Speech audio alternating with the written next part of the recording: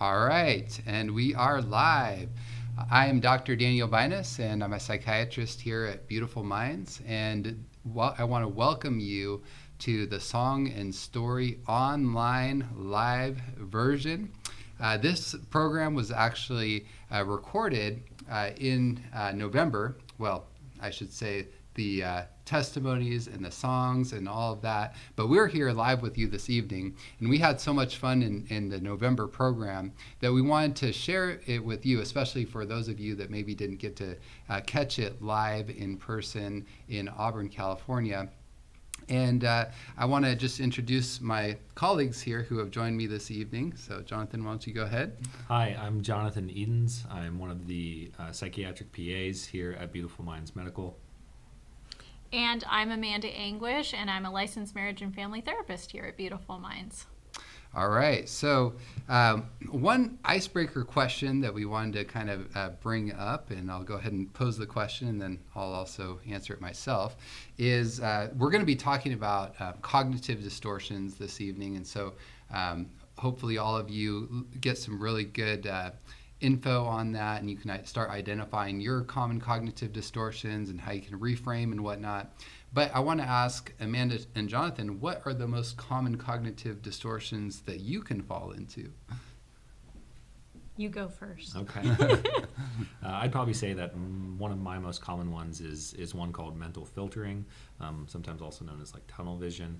And so this would be where we tend to sort of focus on, one particular aspect of a situation, and then we don't see a lot of the other stuff. Mm-hmm. So one example might be you come in for like a job review and you get all this wonderful praise, and then there's the one thing, that one sort of mild criticism, and so you leave that just playing that one thing sort of over and over in your mind, right?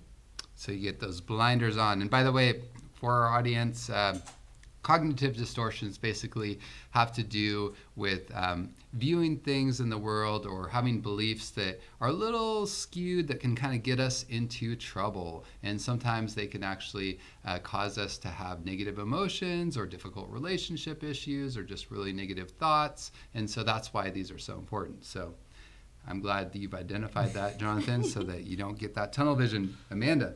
I'd probably say the shoulding one. Sometimes people call it musting and oughting as well, but I tend to do that with myself and even sometimes with others, like, oh, they should have done this and I should have done that, and why didn't they do this, or why didn't I do that, why didn't it happen this way? And so that's one that I've noticed that I've done, especially more so than some of the others.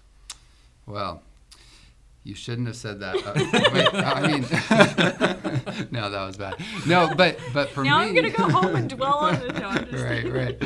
So for me, it's actually tends to be all or nothing thinking. And a classic example for me, when I was in psychiatric residency, I would jog and run, had more time in residency, ironically. And so I would go like for an hour a day. And then when I started my own practice, I didn't have that amount of time. And so I just quit exercising altogether because I was like, well, I don't have an hour to exercise every day, so I might as well quit. But then I realized I have all or nothing thinking. So I said, you know what? I'm just going to go for like 10 to 15 minutes a day. That's my goal. And so I started with that, and pretty soon I was able to do even 20 to 30 minutes without any major problems. So are you saying you don't do this anymore, and we're just left now sharing our vulnerable? Yeah, I'm perfect now. No more distortions here. More distortions. All right, so we're going to get right into the program here, but one important piece of housekeeping for all our viewers, we have some prizes. Yay. We actually have 3 amazing prizes to give away. And if you are interested in being part of our prize drawing, all you need to do is go to the chat box and enter in Choose Life. Choose Life, and that's an acronym that we use here. And we're not going to take the time right at this moment to share it. We might later if you're lucky. But just type in Choose Life into the chat box, and then you will automatically be entered into the prize drawing. And then we will we have a selection kind of machine. I don't know exactly how it works, but it is fair, and it will actually randomly choose participants that will win that prize. And just to let you know, these are actually really good prizes. Should we talk about prize number 1? Yeah, why don't we go ahead? So prize number 1 is and just so you know, the giveaways become I should say they increase in value. So we have 3 that we're going to. So don't leave us. Yeah, don't leave us. We have 3 that are going to be that we're going to draw the names throughout the program. So stick with us. The first prize is going to be a Beautiful Minds mug, and we actually have That should have been at the end because it's the most important thing. Yeah, Beautiful Minds mug, and it has a variety of herbal teas inside of it, And honey sticks. and honey sticks for all those that have a sweet tooth. And then we also have a book that we will be giving away as well, and specifically it's the SOS Help for Emotions book. I thought the Beautiful Minds mug was just a picture of you, but Oh, thanks. A brain scan of Jonathan. there you go. Beautiful mind. You're funny. So should we maybe talk about the other prizes later, or are we? Yeah. Yeah, okay. let's do that. Let's keep them hanging on. All right. But they are, like they said, increase in value every prize as we go. All right. That's Well, $25 value at that price. that first one, but Yeah. the next one is even more than double that. Yeah. So, all right. Well, let's jump right into video number 1. So, Shayna, can you please cue that up for us?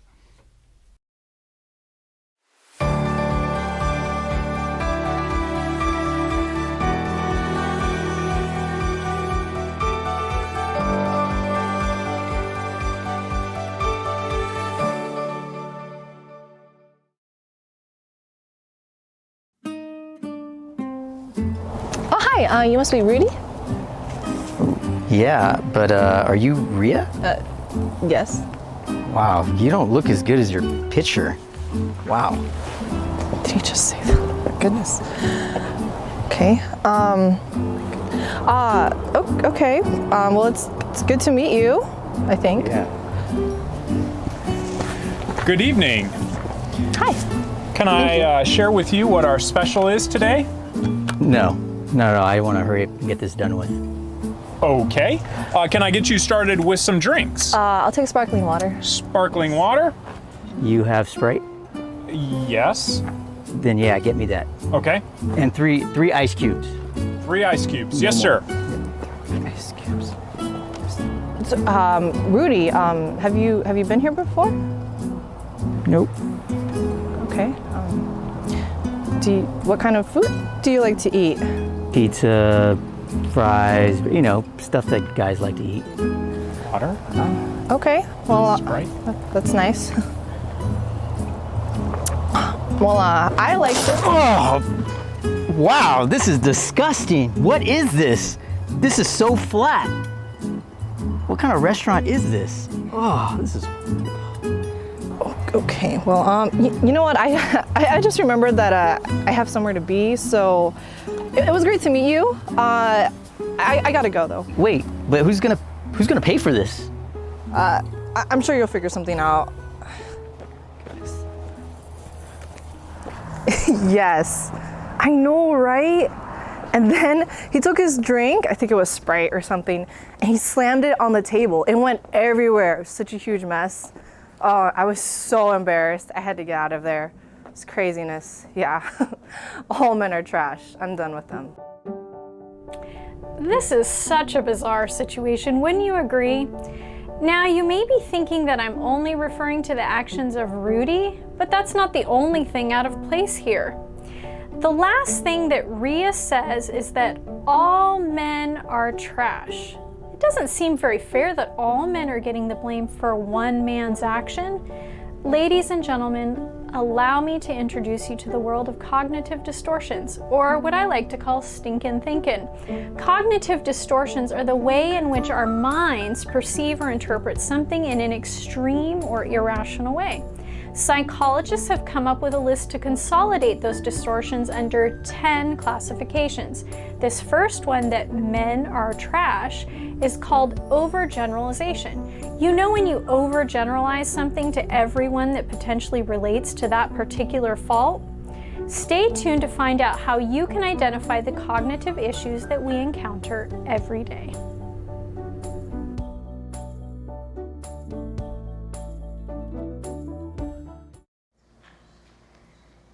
What would you say the key to happiness is?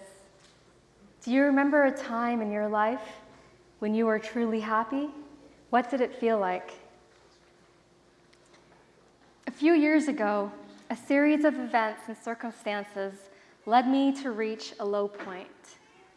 When COVID hit, I was faced with addressing past pains and traumas that kept getting triggered. I had avoided dealing and addressing with them for so long. The thoughts I had around life were becoming very negative. Listening to this cognitive distortion, I realized that I had been building up distorted ways of thinking about things for so long. Friends and family began calling me out. They were asking me if I was okay. I wanted to be strong. I didn't want to give anybody trouble, but I didn't know how to bring up what I was going through. At the time, the root of my pain were thoughts about myself, others, and God that were distorted. For several months, I prayed a simple prayer found in Psalms 139, 23 to 24, which said, "Search me, O God, and know my heart. Try me and know my anxieties, and see if there is any wicked way in me, and lead me in the way everlasting." As I gave God permission, He was working behind the scenes. A friend told me about her difficult life experience, and that led her to reach out to Beautiful Minds and get help. I could see the change in her life. Around this time, I had trouble sleeping at night because my mind was racing with problems. I wanted to solve them but couldn't. It seemed several relationships were fracturing. I hit a low point. My mind needed a break. I made a very difficult decision at the time to take time off from work, and I reached out to get help at Beautiful Minds.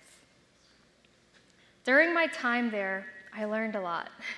I realized I had mastered cognitive distortions without knowing it, and that's not a good thing. With the help of a dedicated team at Beautiful Minds, I began working on ABCs and beliefs and being aware of my distortions. ABCs, for those of you who don't know, are addressing your beliefs, seeing how it's triggered, and then fixing the beliefs so you can have a better outcome. I had thought at the time that rumination was a good thing, that thinking about my problem over and over again was actually me thinking things through. And I learned that that was not a healthy sign of mental health. All of this was a lot of work, and it wasn't easy, but it was worth it. For example, I needed to address my people-pleasing belief. I wanted everyone around me at work to always be happy, and when they were not, I would try to fix it at the expense of my feelings and my needs. In a leadership position, having staff, colleagues, and patients to work around, there was just so many ways I was getting pulled, and I just could not handle all of it. Especially when a lot of people around me had a lot of cognitive distortions themselves. I felt drained. I felt like I failed, and I couldn't please everyone all the time. The consequence is I would withdraw. That was a place that I could just relax, and I didn't have to please everyone all the time. And eventually, that led to just not feeling connected, and I just wanted to get help, but things kept spiraling, getting worse and worse. One of the cognitive distortions is mind reading, and I think when you people please, you mind read, and you try to fortune tell. You try to anticipate what someone is going to think or do, and that is not really a helpful thing to do. If you people please, you can probably relate to what I said. As a Christian, I believe that the basic instructions before leaving Earth book, aka the Bible, is the best resource to form right beliefs. When I had a triggering event, I learned to replace my old belief with a new one from Scripture. For example, in Exodus 20, verse 3, it says, "Have no other gods before me." When I was seeking to please people more than God or anyone else, I was putting them as a god in my life. Colossians 3:23 said, "And whatever you do, do it heartily as to the Lord, not to men." Many times I was not practicing this, but when the trigger came up to people please, I would recall these verses I had memorized. The root of people pleasing is fear, and when fear crept in, I would believe 2 Timothy 1:7, "For God has not given us a spirit of fear, but of power and of love and of a sound mind." I would believe that and claim that promise. A benefit of choosing to believe in God's word is that our feelings may change, our environments may change, and problems come up, but God does not change. A definition of an idol can be viewed as a source of where you receive your comfort and counsel from. The past idols who I was receiving counsel and comfort had to be knocked down, and God had to have his rightful place in my heart. Another exercise I practiced was simple but profound: gratitude. Every day we shared 3 things when I was at Beautiful Minds. We shared them together. Having an attitude of gratitude was really important in my journey.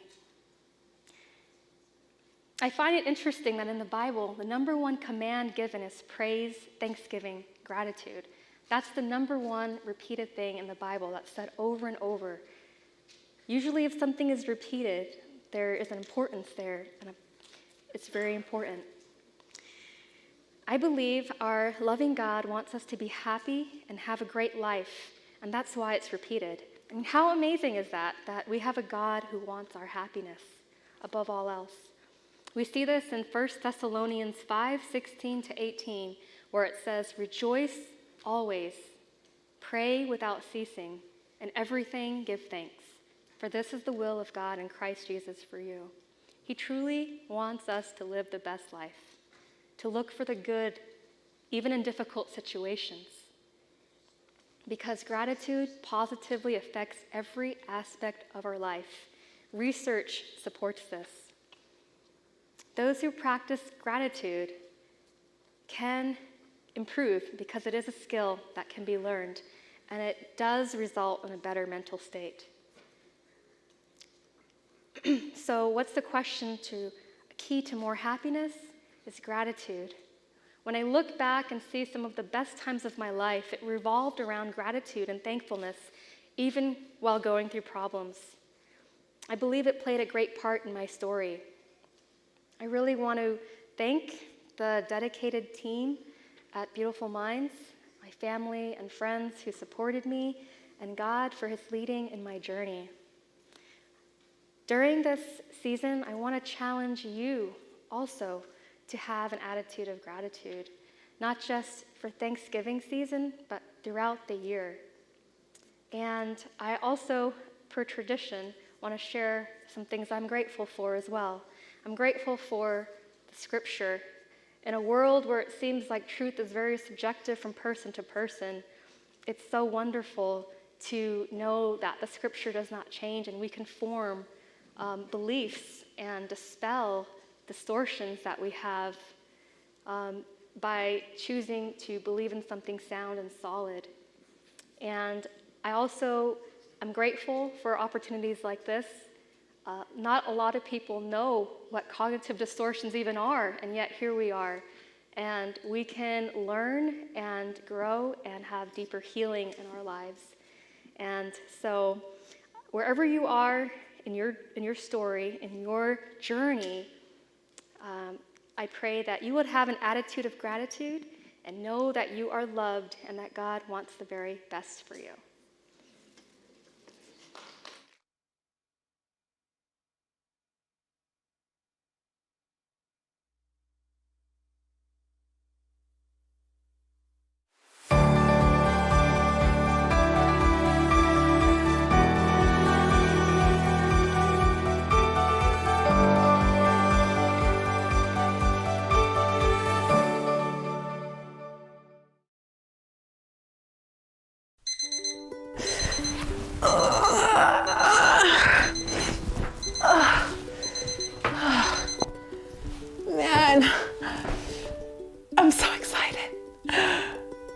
Today's the day.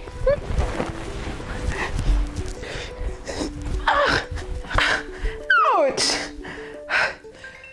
It's fine. It's fine. It's fine. It's gonna be a good day. It's gonna be a good day. It's gonna be a great day. Okay. Okay.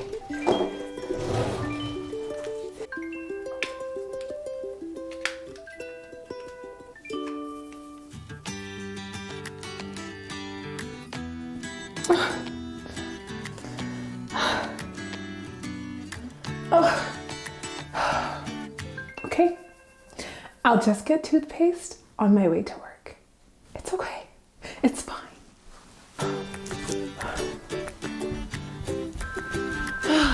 It's gonna be a good day. My favorite cereal.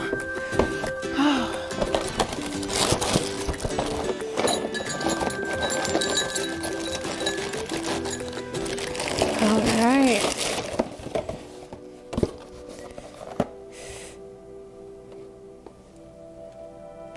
I feel like something really bad is gonna happen. The famous philosopher Descartes once said, "I think or feel, therefore I am." When we do things based on our feelings, it can be a great determinant for how things transpire in our day. In most cases, if we feel we can do something, we will. But if we feel we can't, then we won't. Nita is using emotional reasoning here to predetermine how her day will be. Stay tuned to see what happens.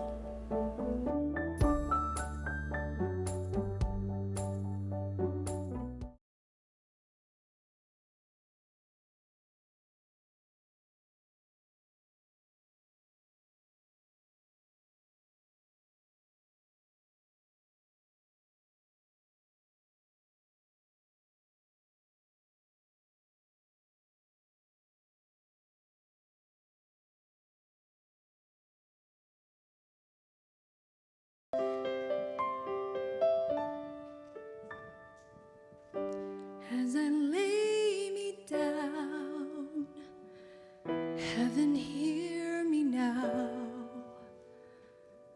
I'm lost without a cause, after giving it my all.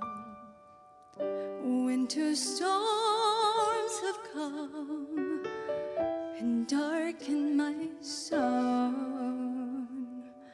After all that I've been through, who on earth can I turn to? I look to you. I look to you. After all my strength is gone, in you I can be strong. I look to you.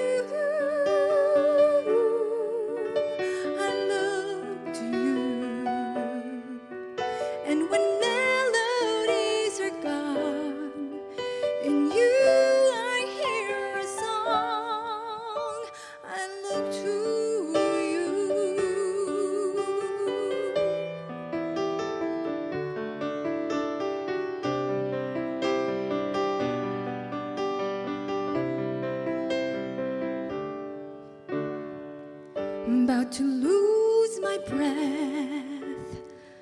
There's no more fighting left.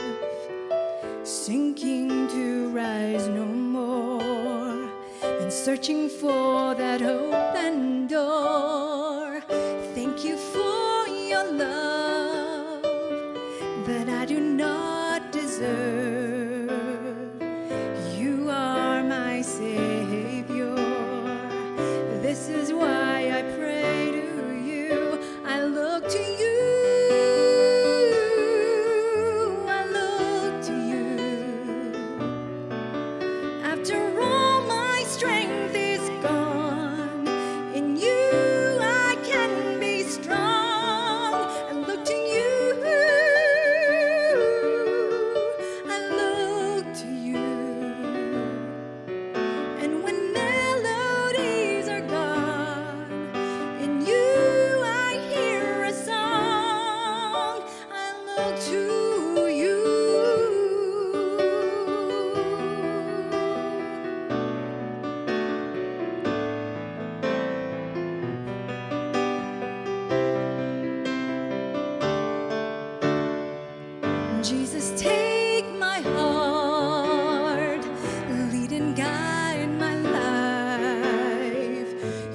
alone can understand what is happening to me. And every road I've taken led to my regret. And I don't know if I'm gonna make it. Nothing to do but lift my head. I look to you. I look to you.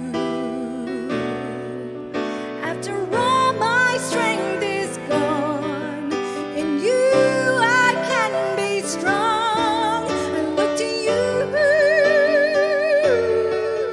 I look to you. And when melodies are gone, in you I hear a song. When my levees are broken, my walls have come tumbling down on me. The rain is falling, defeat is calling. I need you to set me free. Take me far away from the battle. I need you to shine on me.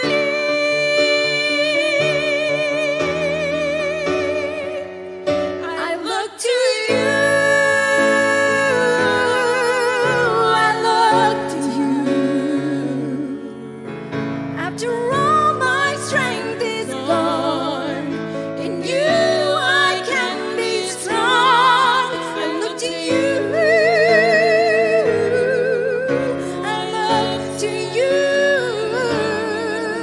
And when melodies are gone, in you I hear a song. And when melodies are gone, in you I hear a song. I look to you.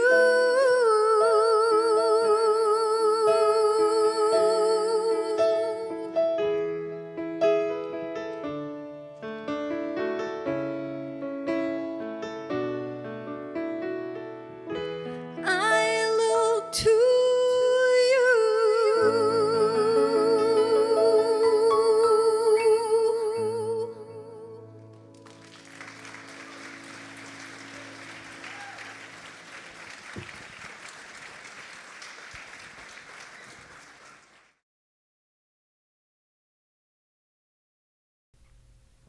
Welcome back. I'm sure you're having a great time enjoying the program. We are. We've been sitting here. Dr.Binus and I have watched it already live, but Jonathan's getting to watch it for the first time. So it's like Christmas when your kid's opening up a present, isn't it? Absolutely. And Watching that look of glee on Jonathan's face. and if you didn't know, so far everybody who's been up there, except for the testimonies, have been people who work at Beautiful Minds. So we have lots of talent in our group. It's kind of fun to watch. I don't even get to see all of this talent on a daily basis, so it's kind of neat. I guess if this doesn't work out, we always can try something else, huh? Yeah, that's right. And part of the interview, if you want to work at Beautiful Minds, is you have to sing or dance or do some kind of interesting talent, right? Amanda likes to. We should have a talent show. We should. Yeah, we'll have a talent show for sure. So if you haven't typed Choose Life into the chat box, please do that now because you don't want to miss out on that wonderful prize. And we're going to talk a little bit about what Choose Life means because that's actually important to this whole thing. That's the reason we're having you type it because we want you to remember it. It's an acronym, and we're going to do a little pop quiz right now to see if my colleagues remember what Choose Life stands for. So what does the C stand for? C stands for connection. Yeah. Yay. And connection is very important, especially nowadays. One of the things that is the top leading cause of even premature death is isolation, not having connection with others and stuff. So we want to remember and help you remember that connection is really important. What is the first H? Sorry, I can't spell. H stands You for... don't have to spell to work at Beautiful Minds, but you do have to sing or act or something else. But anyway, the H. Thank you, Jonathan. What does the H stand for? The H stands for hydration. Hydration. That's a fancy way of drink more water. That's right.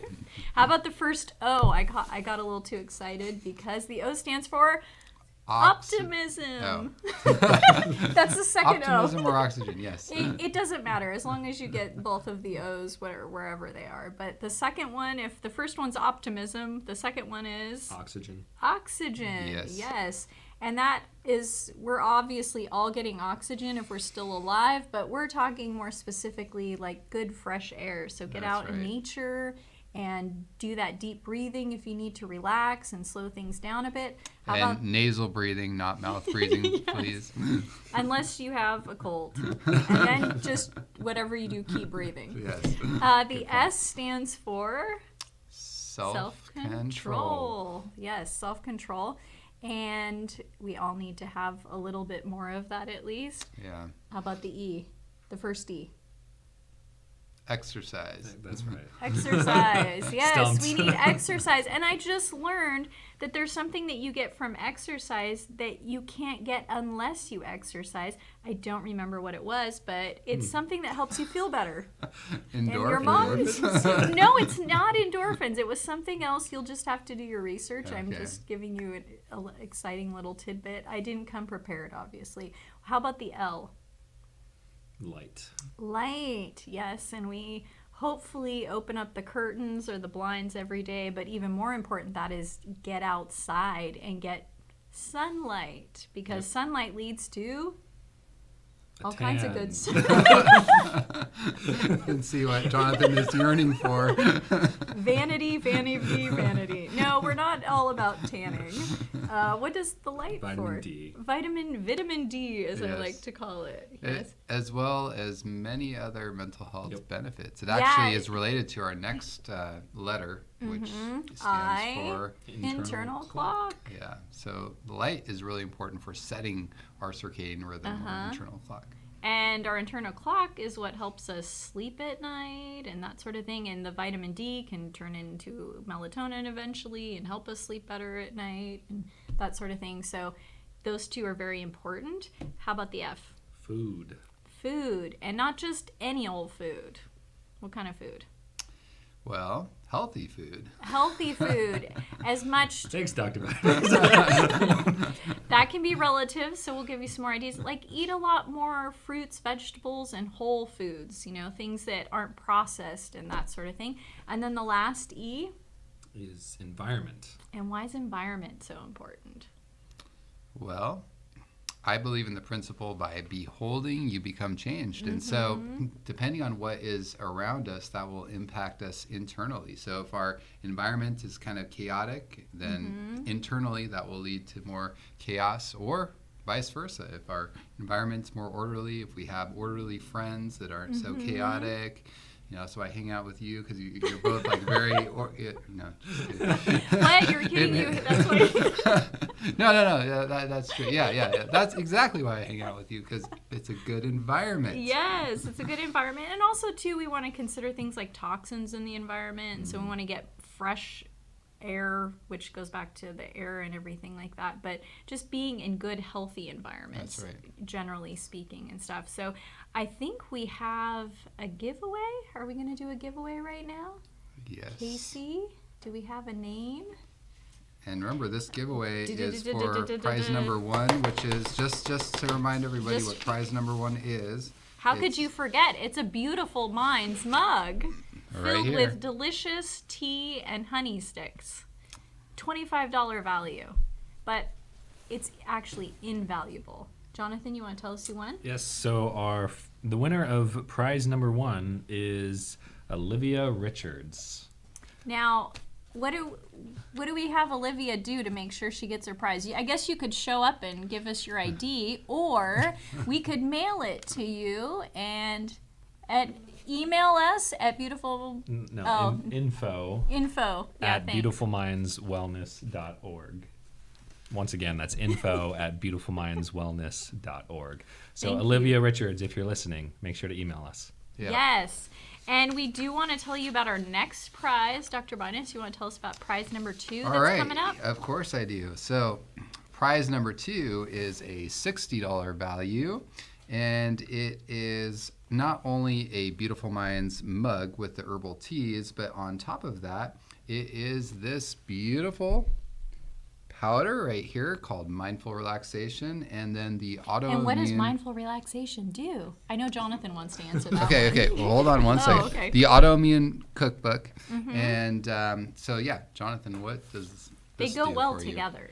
Jonathan is actually the designer of this amazing product here. The creator, designer. I definitely am a Guru. fan and am biased with this product in particular. It contains a host of different ingredients, things like magnesium and L-theanine and GABA, to help calm your mind, right, to ease you into sleep, to take away some of that daily stress that we all tend to deal with. And so this can definitely be a nice thing to even pair with your mug that you are going to receive as well. That's right. It's much better than a tranquilizer. So we want to give you nice herbal teas and that autoimmune cookbook, and of course the mindful relaxation powder. And next, I believe we are going to have a video, and then we're going to hear a testimony from Kirk Baxter.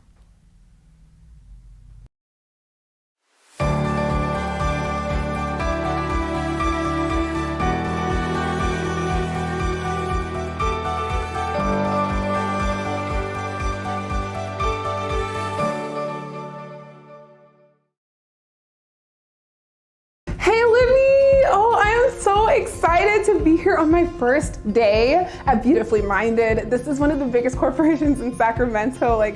I'm so glad to be here, but I had a really bad morning. I just can't help but feel like today is gonna be a bad day. Oh, don't worry. You're gonna be just fine. Oh, I hope so. I hope you're right, Libby. Well, I actually looked online and it said that this is the boss's favorite pastry and favorite tea, so I'm gonna go give this to her, okay? That is so nice. Yeah, well, I'll see you later. Okay, bye.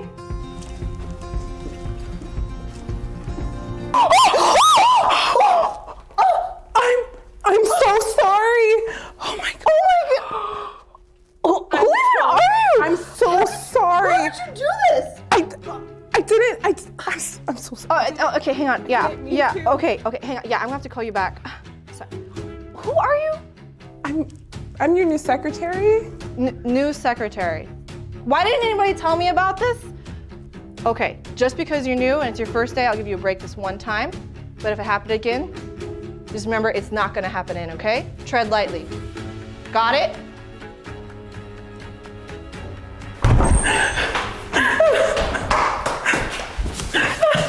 I'm so dumb. Why didn't I just pay attention? I'm so dumb. I'm so dumb? Which of the following cognitive distortions did Nita just portray? A. Jumping to conclusions. B. Labeling and mislabeling. Or C. Mental filter. The answer is B. Labeling or mislabeling. If you didn't get that answer right, you might be labeling yourself right now. Maybe you're thinking you're so dumb, when in reality you just made an educated guess on something we haven't even explained to you. This distortion is closely related with low self-esteem. Don't beat yourself up about it.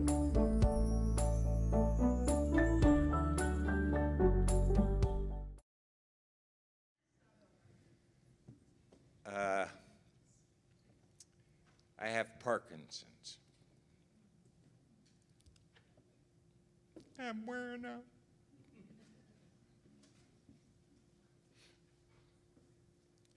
I take 38 pills a day.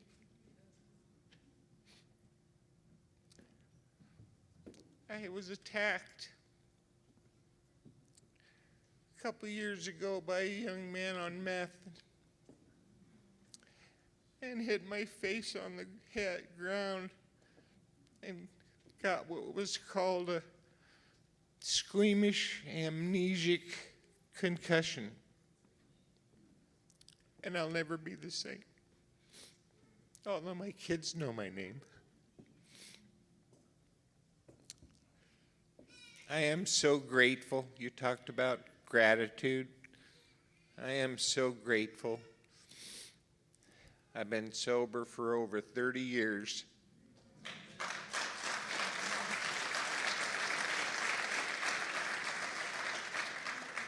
And what I'm going to share with you is my experience, strength, and hope. My experience, I was born in Chico on October 2nd, 1958. My real father and my mom and I moved to Liberty Corners, New Jersey, where he was from. He was a Marine, and he kicked us out at 2 months. We had to live with his sister while my mom made enough money to get us train tickets to her home and her family in Montana. And I spent a lot of time there fly fishing. But I had a good career athletically. I turned pro, joined the PGA in 1980. I went on tour for a little while, did finish pretty good for my first couple of events. But then we couldn't find my manager. He had $67,000 of my money, and we couldn't find him. And his wife went to Palm Springs to their home and found him in the garage, killed himself, hooked on cocaine.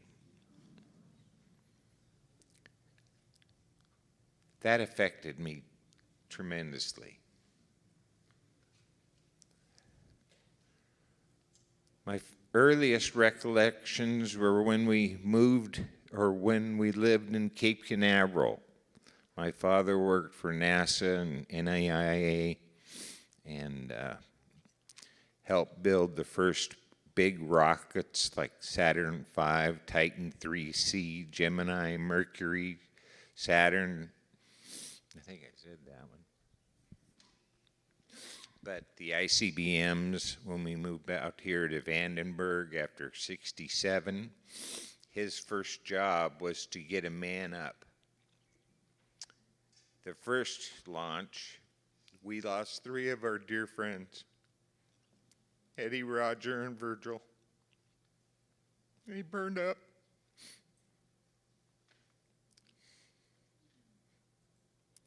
I used to ride them as horses. They'd come over and party. My mom's family, my mom's side, was alcoholic. We lost 3 of her siblings to alcoholism, and she's in a care home completely out of her mind from alcohol, and she's 85.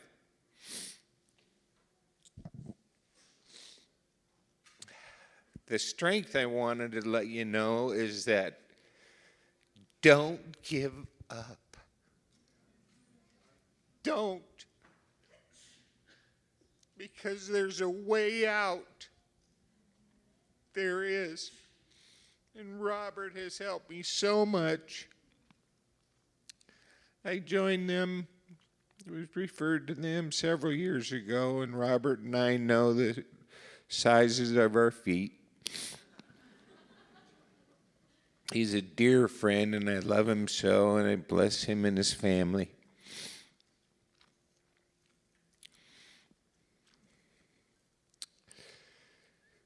And in my closing, I don't want to go too long here. I'm actually several hours late on meds. I wanted to be coherent. But in closing, I want you to know when I joined Alcoholics Anonymous on February 18th, 1989, he introduced me to God. And God introduced me to them. I'm a believer.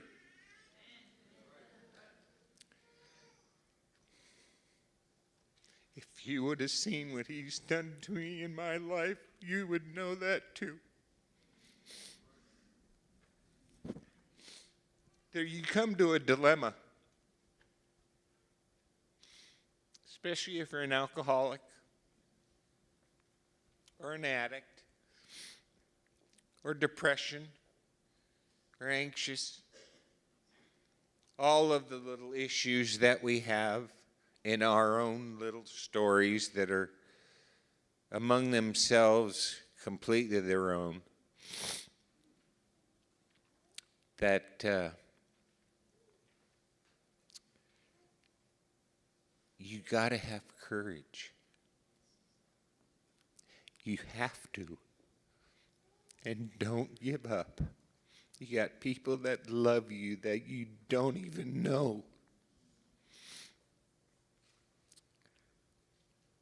But you got to do it for you. God bless you all.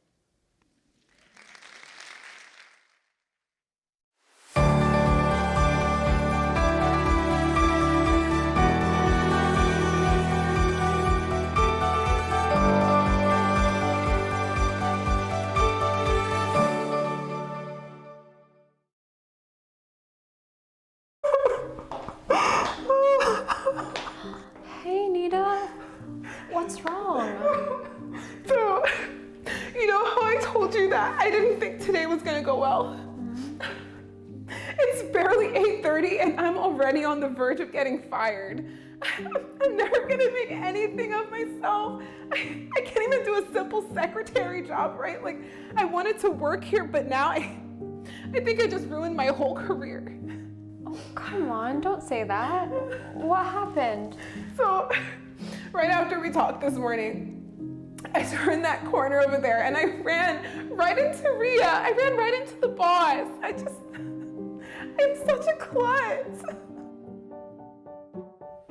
So there's a lot going on here, but we're going to focus on one aspect. I'm never gonna make anything of myself. I think I just ruined my whole career. Now, which of these statements could be classified as a cognitive distortion? I'm never going to make anything of myself. Or, I think I just ruined my whole career. If you're having a hard time deciding, that's because it's both of them. This thinking falls under the jumping to conclusions distortion. Giving into these thoughts makes your mind a playground for anxiety.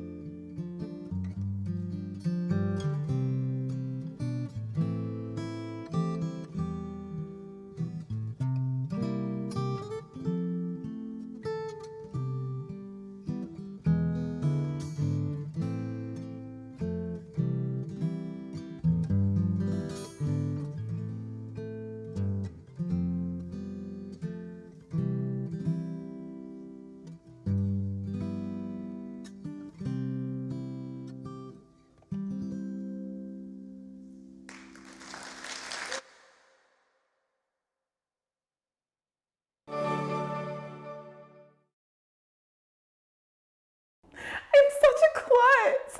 No, Nita. That could have happened to anyone. Mistakes happen. We just have to learn and move on from them. I've run into many people around that corner, and now I know to turn that corner as if someone is always coming. I could have warned you. I'm sorry. You know what? You're right. You could have warned me. You could have saved me from all of the embarrassment that I just went through. And now I'm on the verge of getting fired. My whole career is at stake, and it's because you didn't warn me. All of this is your fault. I'm gonna lose my job, and it's your fault. Whew, things are getting a bit heated between these friends here. Which cognitive distortions would you say were just presented? A, jumping to conclusions and labeling, or B, mental filter and overgeneralization, or C, blame and should statements?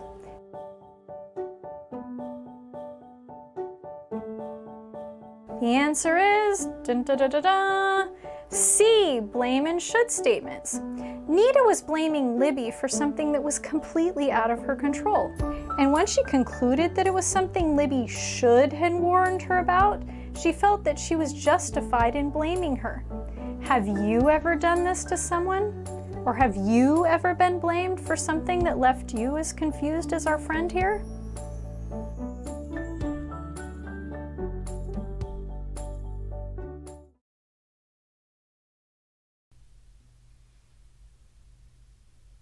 Hello and welcome back.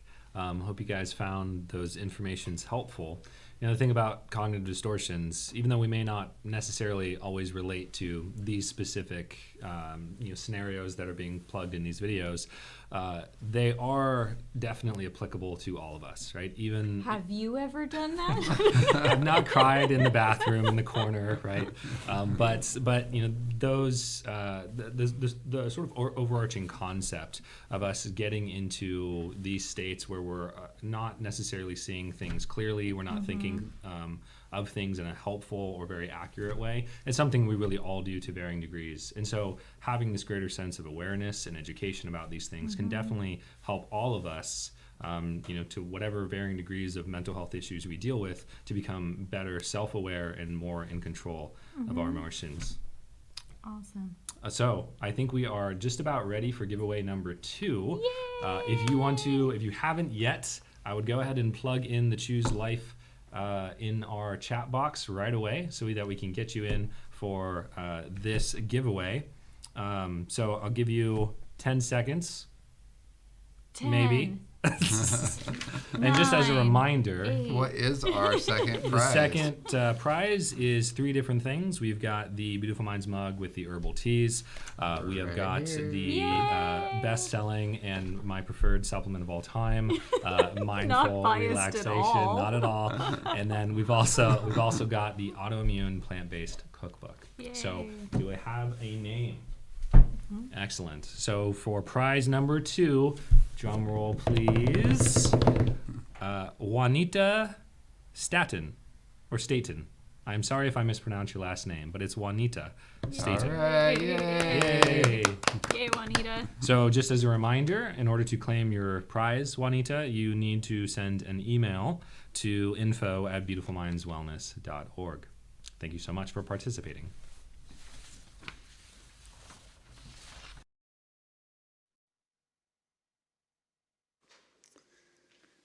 Good evening. It's great to be here with all of you. And since I don't have a clicker, I think I'm going to try to maybe hold up a peace sign.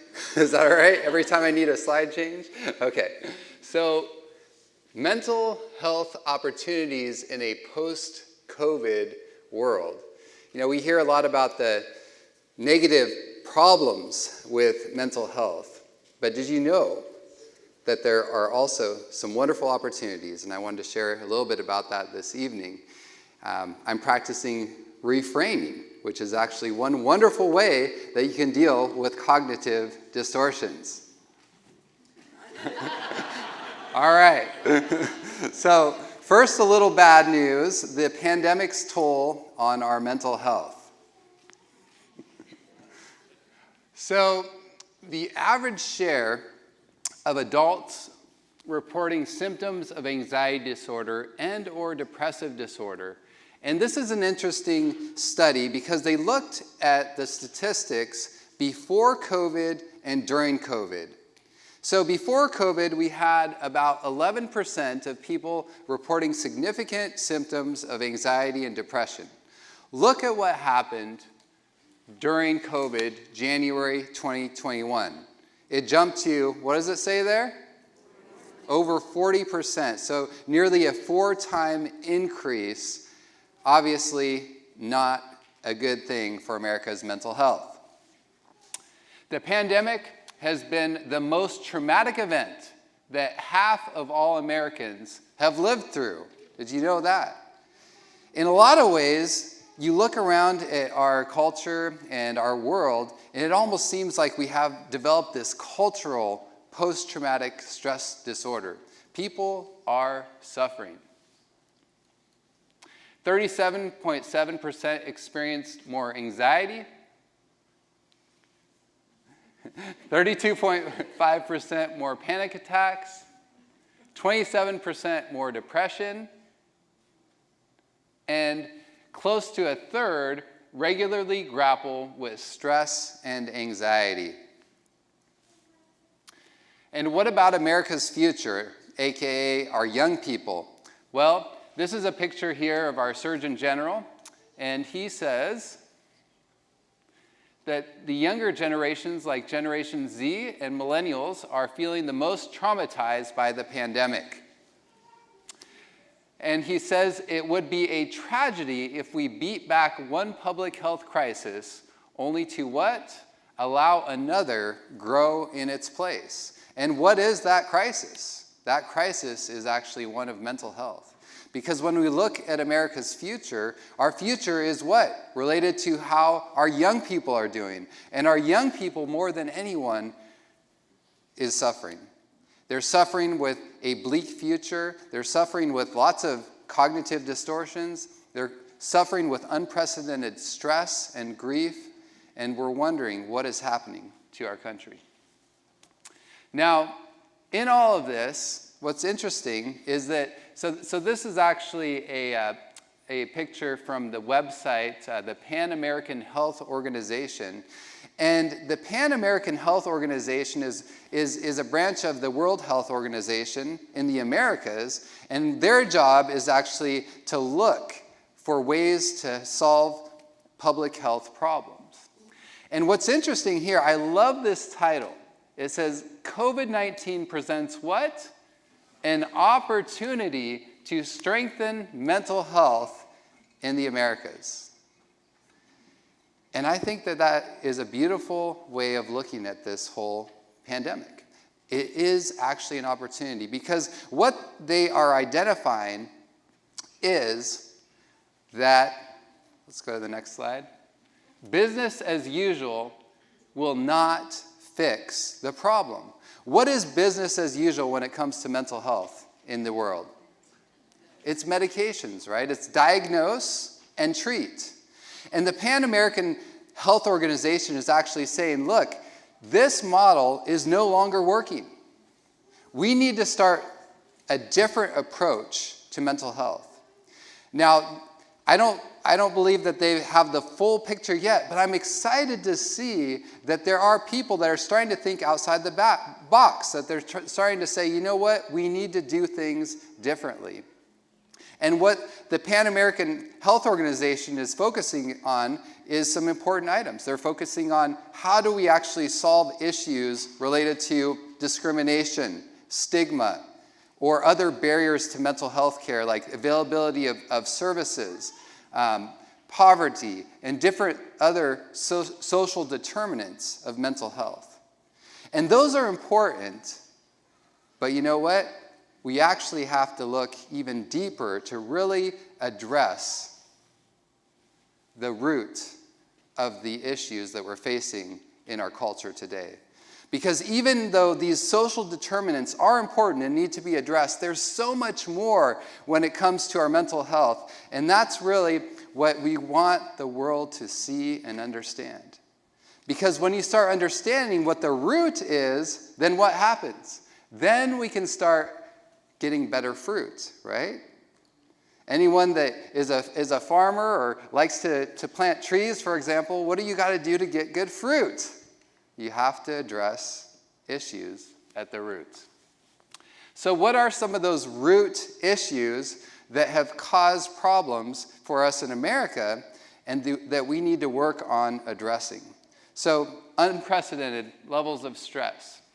A March 2022 poll conducted by the American Psychological Association suggests that Americans are in survival mode due to reports of high stress levels caused by inflation, the ongoing pandemic, and the crisis in Ukraine.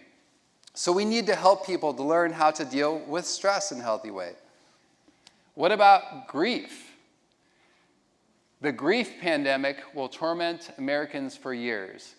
Look at this. Nearly 600,000 people in the United States lost to COVID-19. More than 5 million Americans are in mourning, including more than 43,000 children who lost a parent. Those are staggering statistics, aren't they? So yes, we need to address the social determinants, but what else do we need to help people with? We need to help people with grief. We need to help people with stress. We need to help people with isolation. Look at this. A total of 59% of Americans are feeling isolated since the start of the pandemic, despite what? The fact that 75% are living with someone and a third are more depressed. I think that's fascinating, right? You can be lonely, you can feel isolated even when you're living with somebody. Connection is so much more than just being around people, isn't it? And what about addiction? Nearly 1 in 4 adults, 23%, reported drinking more alcohol to cope with their stress during the coronavirus pandemic. And that isn't the only addictions. There's all sorts of escape mechanisms. Maybe it's food or any other unhealthy behavior or addiction that people escape into when they're stressed. So we need to be addressing addictions, right? And the CDC estimates that 100,000 drug overdose deaths during the 12-month period ending in April 2021. And most of those drug overdose deaths are from what? Does anyone know? Fentanyl. That's exactly right. Illicit fentanyl. This is by far the highest number that we've ever seen. And so we're seeing all sorts of addiction problems as well. And what about lifestyle choices? A majority of adults, 61%, reported experiencing undesired weight changes since the start of the pandemic, with 42% stating that they gained more weight than they intended. Of this group, adults reported gaining an average of what? 29 pounds. So you've heard of the COVID-19. This is the COVID-29.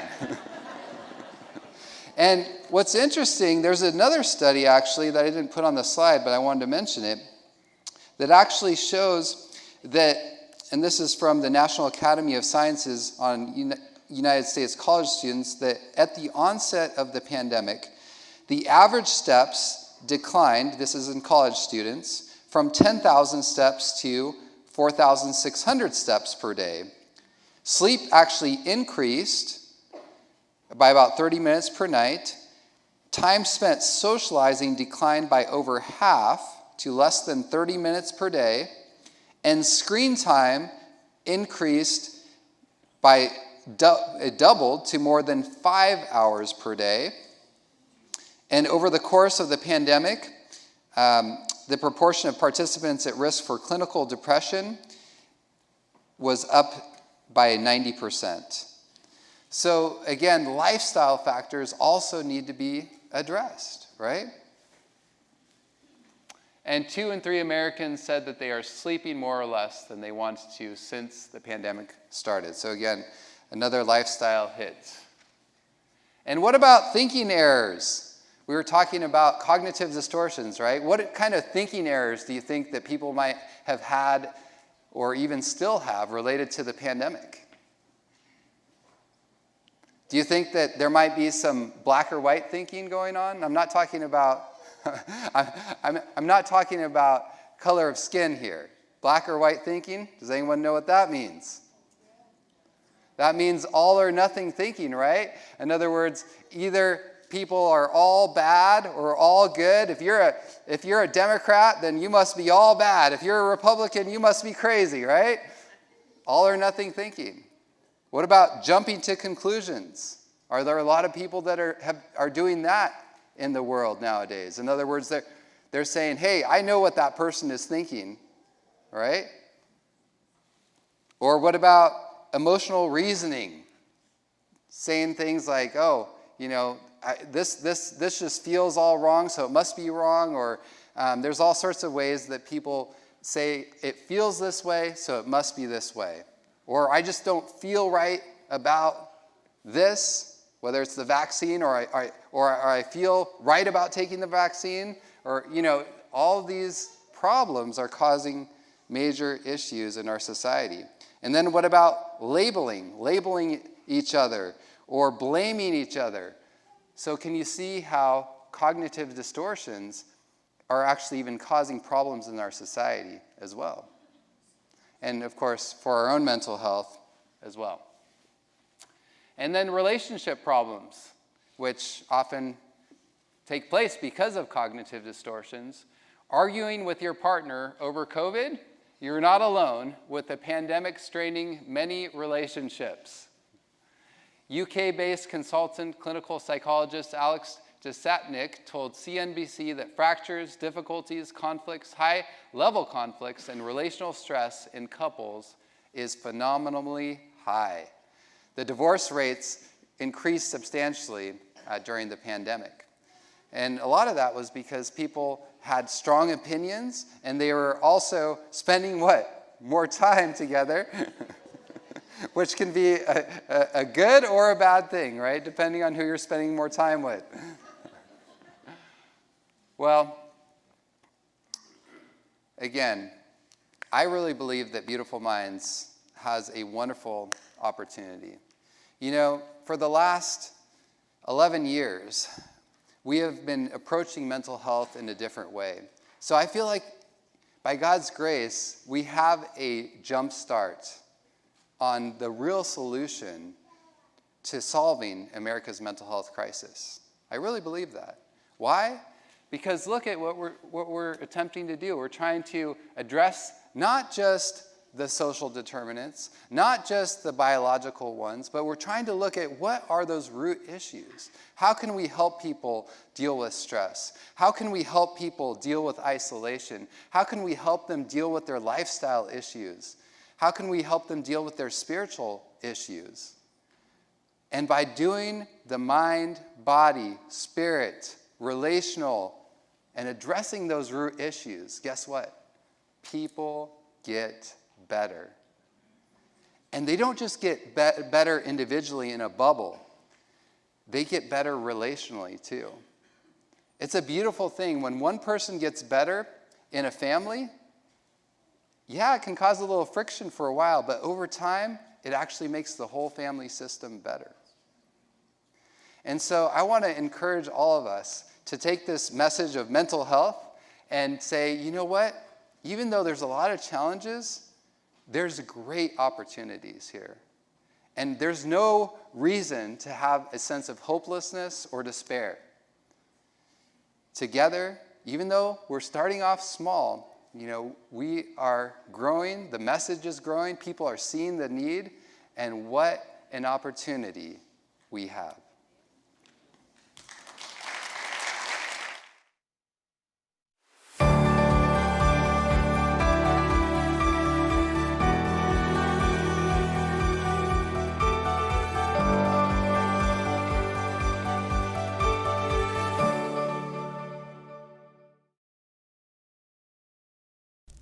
Hey girl. Yeah, so sorry about that.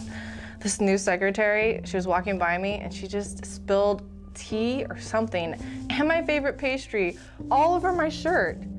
I know, just ruined my day. Anyways, let me see what this new secretary is all about.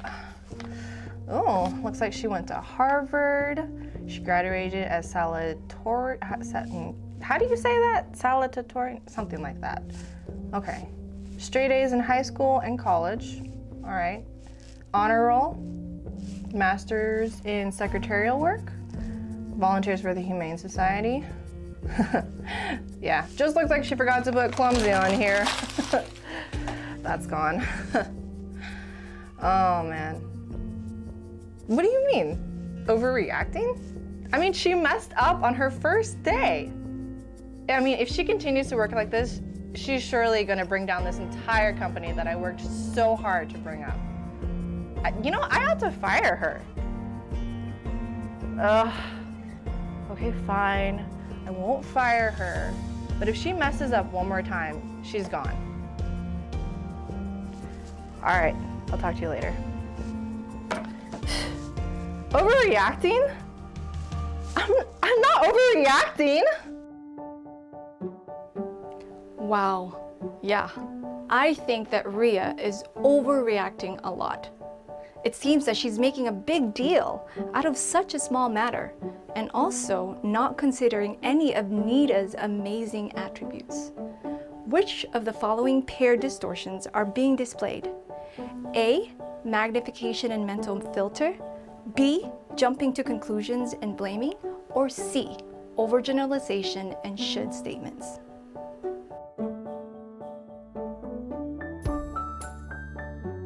The answer is A, magnification and mental filter.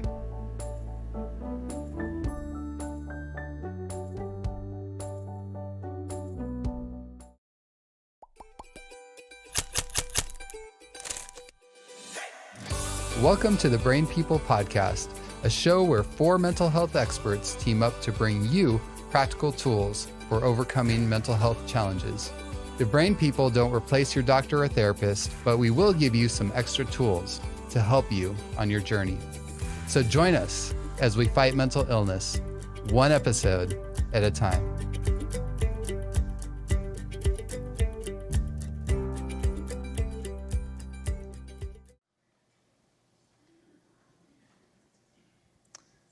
All right. Well, we get to share a little bit about how many of you have heard of the Brain People podcast? We can't see you, but Yeah. raise your hand. I'm sure everyone is raising their hand, yes? Well, That might be jumping to conclusions. Oh, thank you for helping me with my cognitive distortions. It was a good one. Okay. So the Brain People podcast is a podcast where there's actually 4 of us. One of our brain people is missing, so we're only 75% of our brain is here. But we'll do our best. But we have a podcast that we address all sorts of different holistic mental health topics. And do we have a little bit of fun with it once in a while? Yes, a lot. All right, yes. There's even one on cognitive distortions that Amanda and I did. Yes. And so Dr. Katie, she's a clinical psychologist, and she's one of our brain people. And then Amanda, and she is a marriage and family therapist, and she's another brain person. And then Jonathan, he's not here tonight. He's a psychiatric physician assistant, and we cover all sorts of fun topics. But tonight, we wanted to talk a little bit about what? Guess what?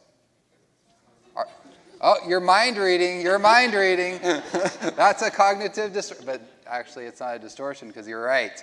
Okay, so yes, mind reading. So since I'm the psychiatrist and I'm not very good at answering, all these therapy questions, I just prescribe meds, right? No, I'm just kidding. But I get to interview our 2 therapists who are truly good at these cognitive distortions and are helping people with thank you. See, I'm telling you. Amanda's on it. Nothing slips by here. I have to be really careful what I say. All right. Was that yeah, it was, huh? Nothing slips by. Oh man, see, I'm catching myself at least. Okay, so let me just ask a question before I get myself into more trouble here. What are some of the most common cognitive distortions that the two of you see in clinical practice? Because there's 10 common ones, and we're not going to go into all of those. But what are the most common ones that the two of you see? Well, I always like to just explain to people that we all engage in cognitive distortions, all 10 of them at different times, but we tend to have individual profiles. So just to give an example, all or nothing thinking and should statements together are for those that identify as perfectionists, right? Because often you're thinking it's either perfect or a failure, and I'm telling myself I should be perfect. So they're all pretty common, but you might identify that you engage in certain ones most times. Oh man, I should have said that up front, and not that, right? I did a terrible job tonight. Okay, got it. Yes, great example. Okay, what about you, Amanda? I think maybe one of the ones that I notice that my clients tend to suffer with the most is probably emotional reasoning. We tend to believe whatever we feel. And unfortunately, we live in a world that really likes to endorse following your emotions, or you've probably heard follow your heart, There's even a company that's called Follow Your Heart. But a lot of times our hearts can be, or our emotions can be off, maybe because of certain things that we've been through in our lives, and so we're more prone to more depressive feelings or more anxious feelings, and then we tend to believe those, and then we consistently reinforce those emotions too, because the next decision I make might actually reinforce getting that anxiety because I'm making the decision based on anxiety. And that's a really tough thing, isn't it? Because sometimes those emotions can just be so strong. It's like, how could I not believe it, right? Yeah. And so, next question. Where do these cognitive distortions tend to come from? You had an answer for that one. I didn't, but I do. I wasn't jumping to conclusions. She and I were actually talking before. Well, I think a lot of times when you learn about these things, you're really hard on yourself of like, wow, I have such terrible thoughts, which is also a distortion. But we have to be really compassionate to ourselves and give ourselves a bit of grace because these are learned.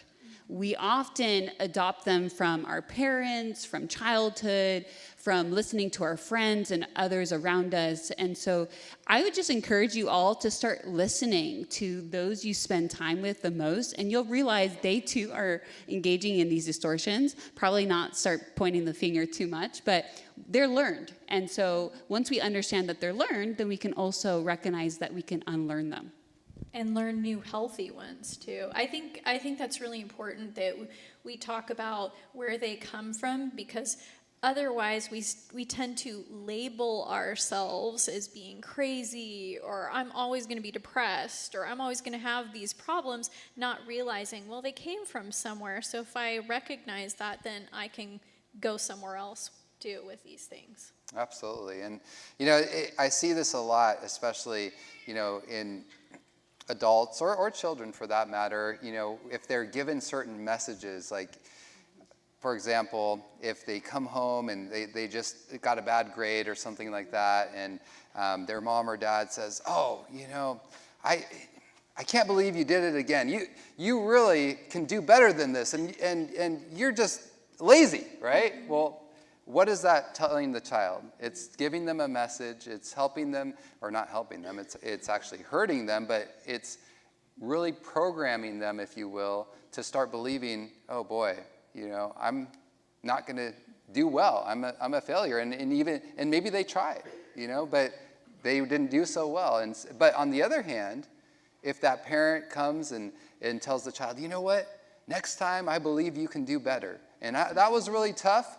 But next time, if you keep studying hard, you're gonna do better in this class. Now, what is the self-talk is starting to change, right? Mm-hmm. And so we can see that a lot of these seeds, it seems like, are planted in childhood, and of course can also in adulthood through our experiences. Mm-hmm. Now, next question. is it possible to recognize when we're having distortions, because, that's just the way we think and the way we view the world? And if so, how can we even recognize that we're having a distorted way of thinking? One of the ways that we can recognize it is looking at the fruit of those thoughts. So when I notice that my life has become quite a few behavioral things that I'm doing that may not be healthy, I can track back to, well, maybe it's my thinking that is getting me to the consequences of these behaviors and also these feelings. So I like to tell my clients that when you notice that your feelings and your behaviors are unhealthy or not productive, then that points you back to, oh, it's something that I'm thinking that is getting me to these behaviors and emotions. Go ahead. Another component is what we're doing tonight, and that's education. So with my clients, we sit down, we go over them, and over and over and over again until it's in your mind, like it's happened with Dr. Binus tonight, and you're saying it mid-sentence, and then you catch yourself. I have so many clients who are like, oh, I know I should have done my homework, and then they catch themselves. In the beginning, maybe I'm catching them, but then it becomes more and more natural. And I'll just add this piece onto it as well. We need to slow down our lives.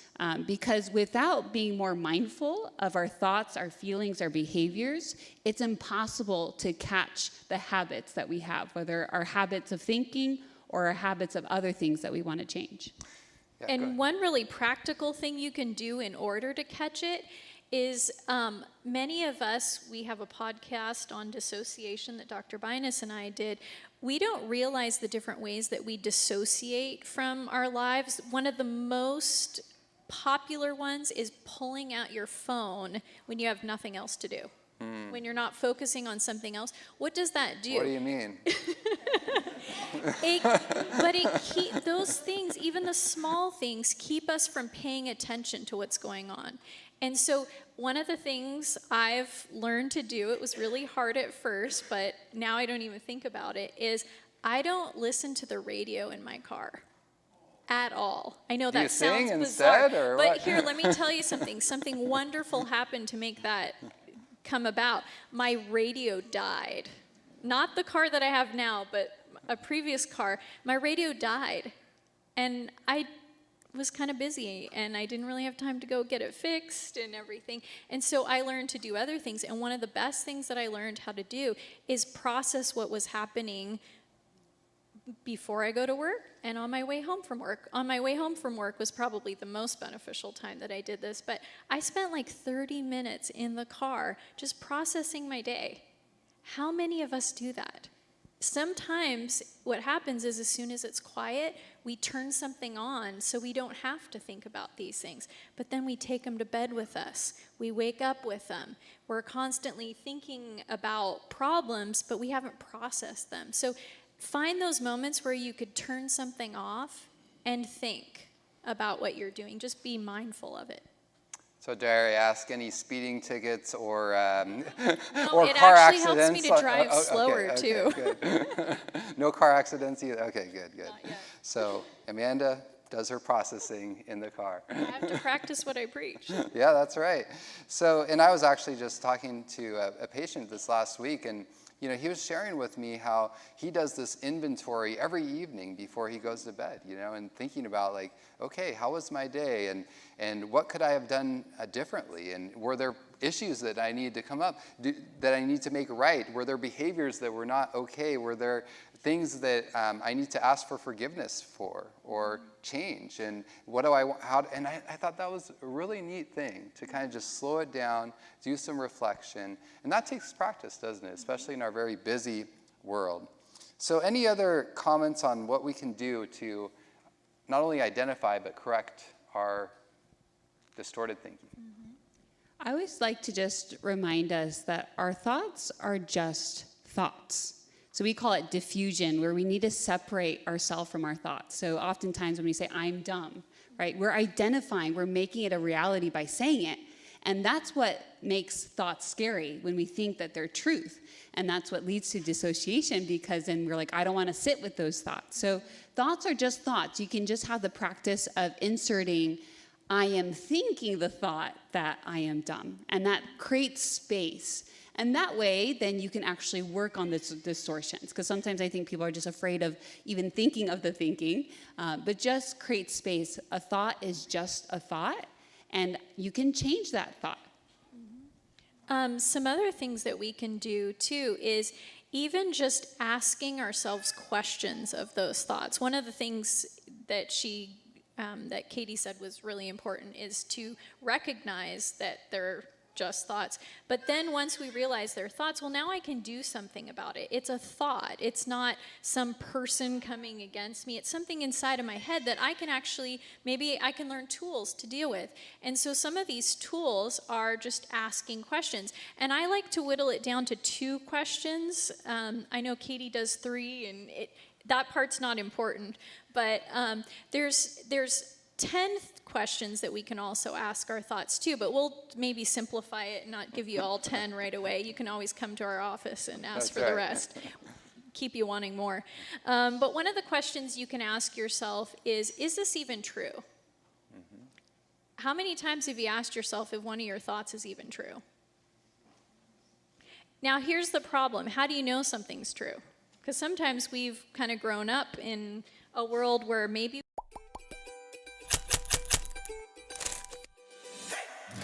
Welcome to the Brain People. Made pretty good decisions. That's the kind of stuff I also have to look at in terms of evidence. And when it comes to evidence, it can't be opinion, right? So in court, a judge won't accept, I think that person murdered that person. It has to be concrete evidence. So you say, oh, I'm stupid. Oh, well, this happened. Well, is that actual evidence? So part of that is defining those terms. What qualifies somebody to be stupid? And then you start kind of teasing apart the thought and saying, is this really true? And there are other ways too. For example, with all or nothing thinking, a quick little shortcut would be, if I'm thinking in black or white, what might be the gray, right? And you may not know exactly what's truth yet, but just start, we call it cognitive flexibility. Try to be more flexible in your thinking. All right. Well, I hope all of you are thinking much more clearly and truthfully now. So this is just a teaser. I hope you all check out our podcast, the Brain People podcast, and you can support us just by listening and telling others about the podcast. Thank you very much.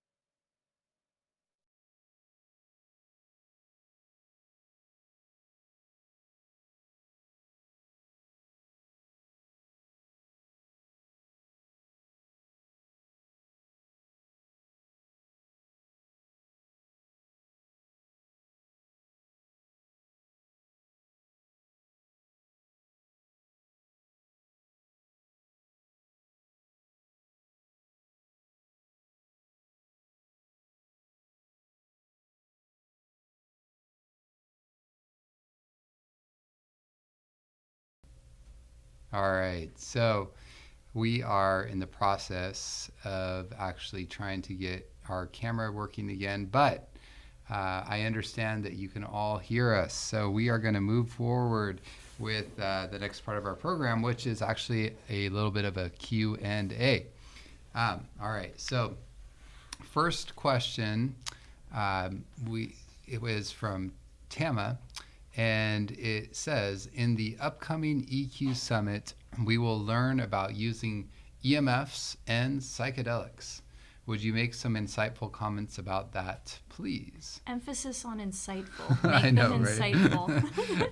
Well, I think we can make some comments. I don't know how insightful they will be, but the good news is EQ Summit still, we have 3 weeks, so there's a little time to prepare still. So I think by then I'll be able to make a little more insightful comments.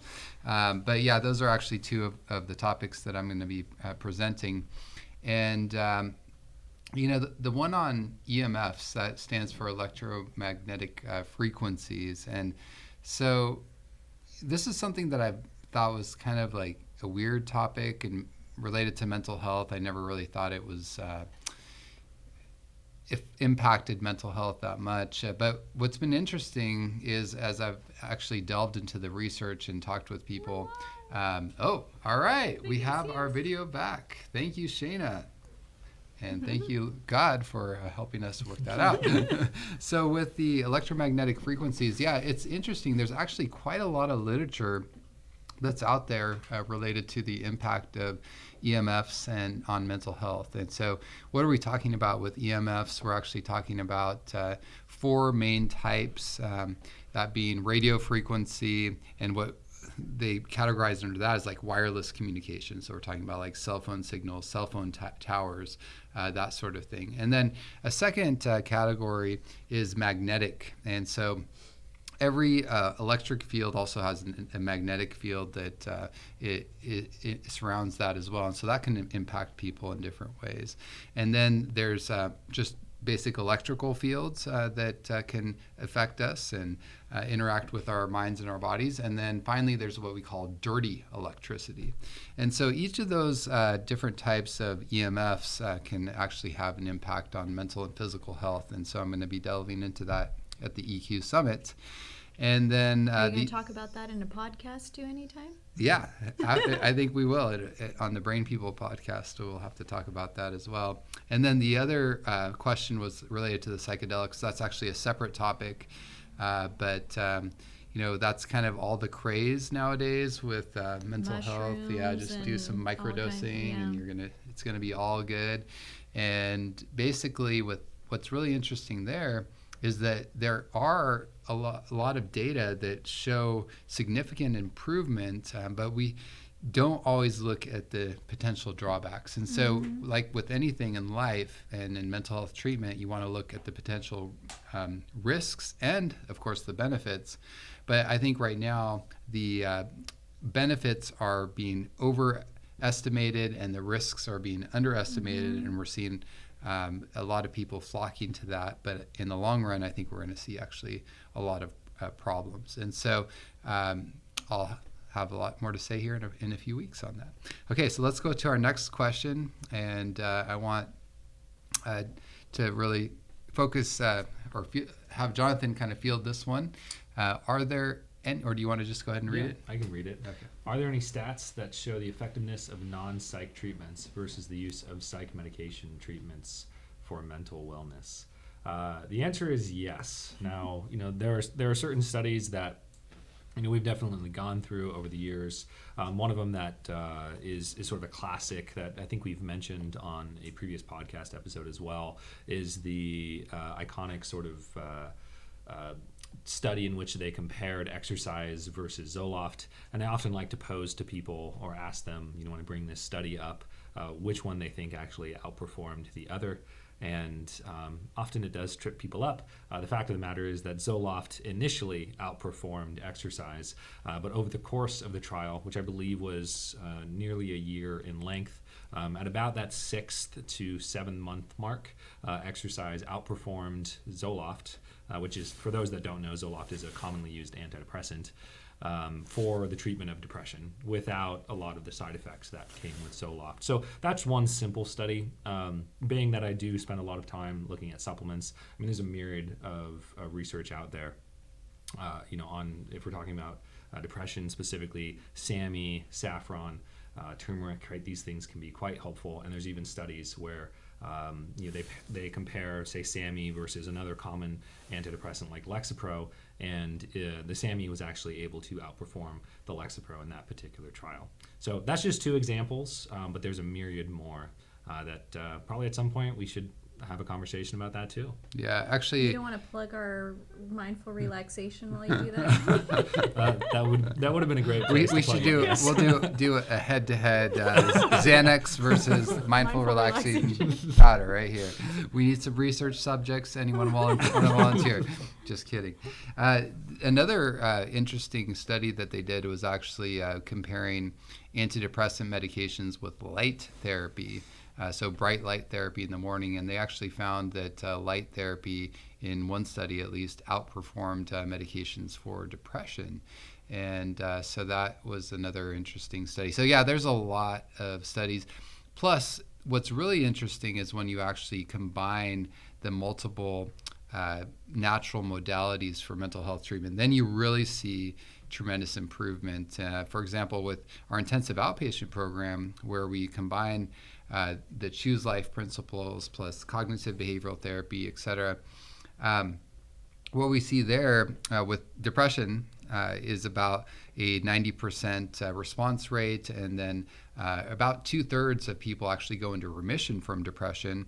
And with anxiety, we also see a very high response rate, anywhere from 70 to 90%. And so what we know with antidepressants, for example, is that probably about 25 to maybe at most 30% of people actually really have a robust response rate when it comes to depression.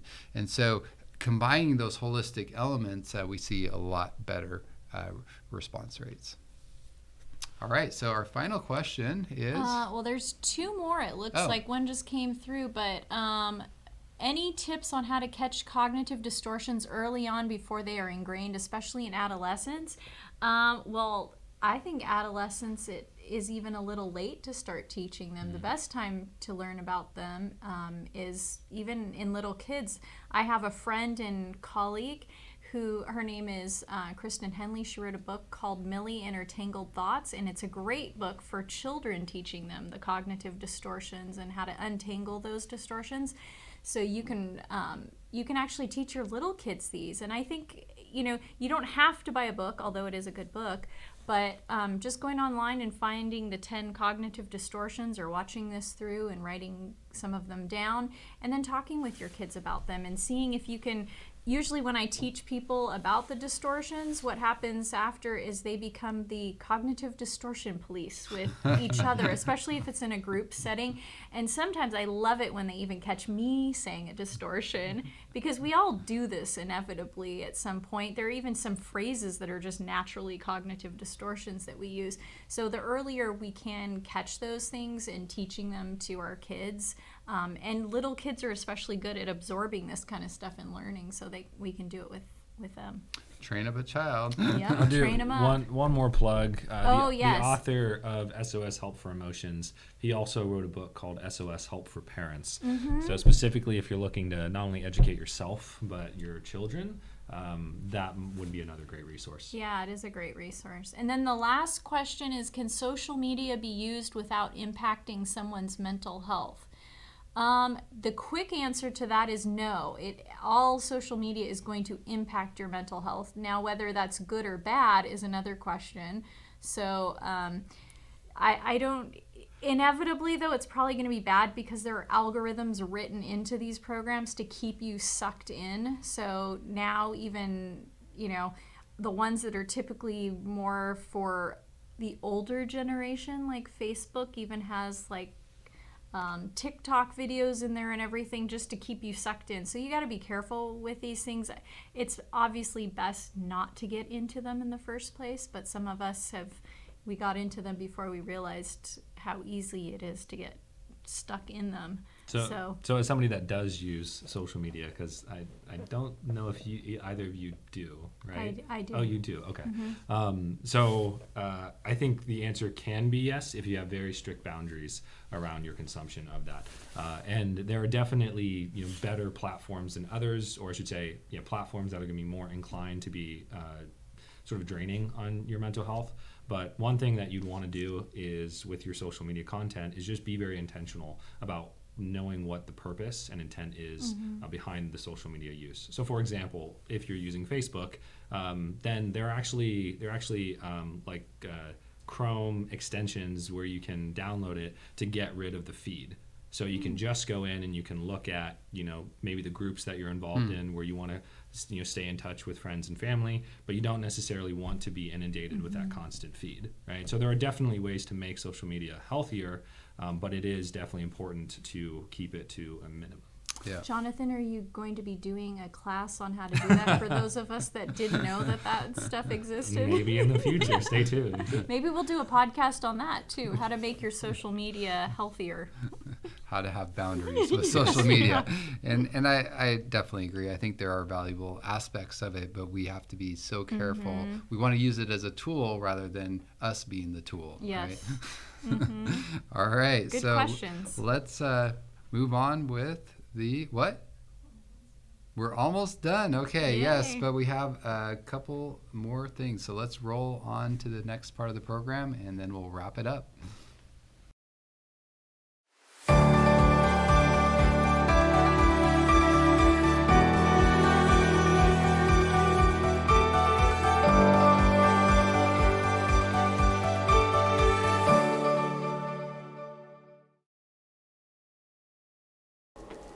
Nita, what happened? Why aren't you dressed? Well, I figured since I'm gonna be fired from my dream job anyway, why should I even try? Nita, I love you, but I hate seeing you like this. What happened to that super enthusiastic person who was here yesterday? You were so excited to start your job at the biggest corporation in Sacramento. You were graduated the top of your class, an honor student at Salutatorian. Yes, and you're an incredible person. I can hardly recognize you. It's a shame to see Nita like this, but I can't help but feel like I've seen this before. Perhaps you have also. Two cognitive distortions present themselves here. Can you tell what they are? First, Nita's lack of effort shows that she's giving into what kind of distortion? A, all or nothing thinking, B, emotional reasoning, or C, jumping to conclusions. The answer is A, all or nothing thinking. Second, we are also shown the amazing attributes that this young lady has to offer, but she's taking out the good things. What cognitive distortion is this? A, emotional reasoning, B, disqualifying the positive, or C, blame. The answer is B, disqualifying the positive.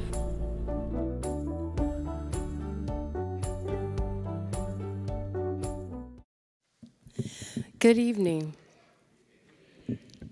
Whoa. Can you all hear me? I know each one of you here tonight has your story, has your own story and your own journey, and I'm just going to share a little bit of mine with you tonight.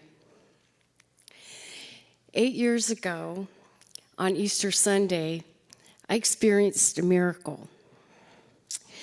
God actually saved my life. I was hiding on a mountaintop, and in desperation, I attempted suicide.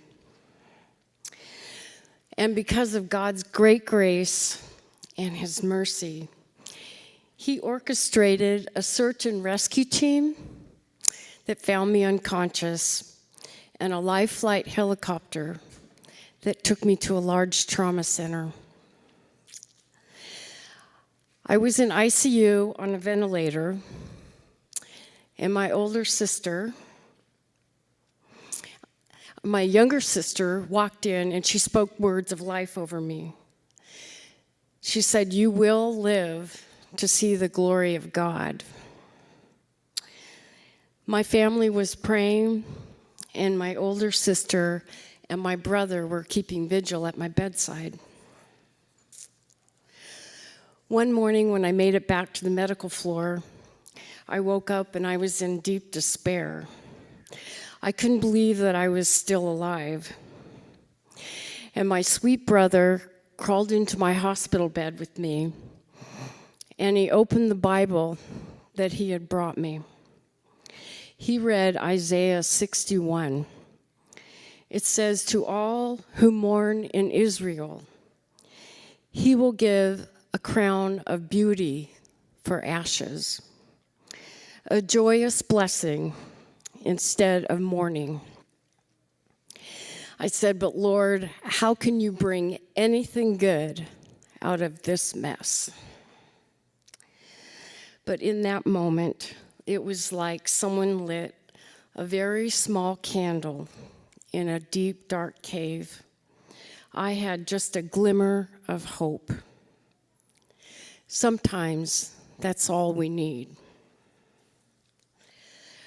I've been on a progressive healing journey, and several years ago, I realized I needed professional help. I reached out to Amanda, who's a counselor, as you saw here, at Beautiful Minds Medical. I was experiencing PTSD from the trauma of the attempt. I desperately wanted to run from the memory that kept replaying in my mind.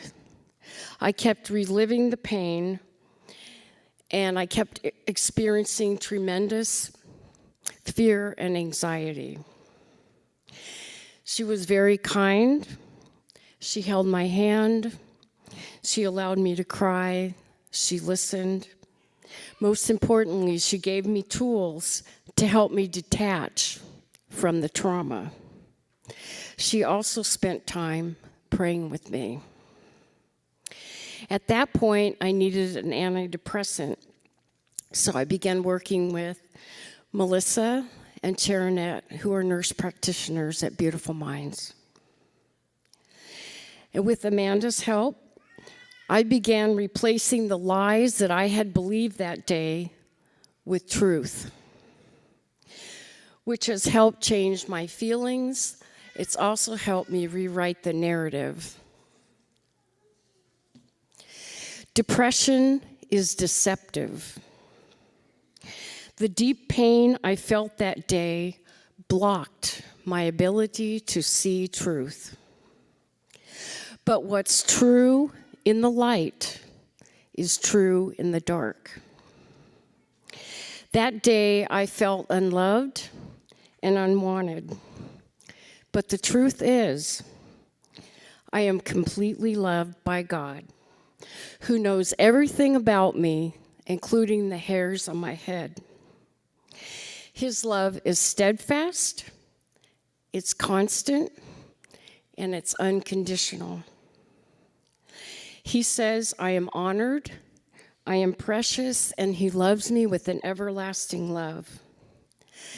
And I have many family and friends that have always loved me. This is the truth, regardless of how I might feel in the moment. My daily prayer time is very important to me. I spend time just meditating on his love, allowing him to love me, meditating on his truth, thanking him for all the ways that he has blessed me and blesses me in my life. Knowing my true identity in Christ has helped me stay grounded. He says, I am fearfully and wonderfully made in his image. I am his child and a temple of his Holy Spirit. I am his idea, and he has only good ideas. Another lie that I felt that day was that I was completely alone. But the truth is, I was never alone. Jesus promises that he is ever present to help us, especially when we suffer or we're in crisis. The great I am says, I am with you in the storm. Jesus also showed me that he was standing over my car with his arms outstretched, protecting me. I was crying out to him that day, and I was longing for my mother's love. And the Blessed Mother came, and she was cradling me, keeping me alive. For I am convinced that nothing can ever separate us from God's love.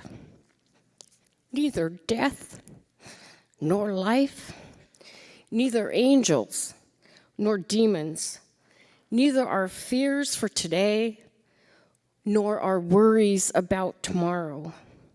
Not even the powers of hell can separate us from God's love. I also needed help overcoming my shame and guilt. Shame whispers, don't talk, don't tell. It whispers, you are unworthy of love and belonging because of what you did. Shame caused me to hide myself from others. Amanda strongly encouraged me to tell someone that I trusted. I strongly resisted. But I gathered my courage and I told a friend, and he said, me too. I have felt like that. I was so afraid that he would run away, but he didn't. I believe the antidote to shame is empathy for ourselves and for others. I also had to accept that I am forgiven by God and to forgive myself. I believe we can't heal from the stigma of mental health issues without healing from our shame. We don't have to hide our brokenness because God uses those parts of our lives to make something beautiful. When I was having a rough time, all I wanted and needed to hear was that I am loved and that it would get better. I am so grateful for my family. My sister's here with me tonight. My friends, Amanda, the people at Beautiful Minds who have loved me and love me still and are with me on this journey. Never give up. You and I are loved. God is crazy in love with us. You and I are never alone, especially when we suffer. Reach out for help when you need it. There is help, support, and hope for healing in the community of Beautiful Minds, because God really does bring beauty from ashes. Thank you.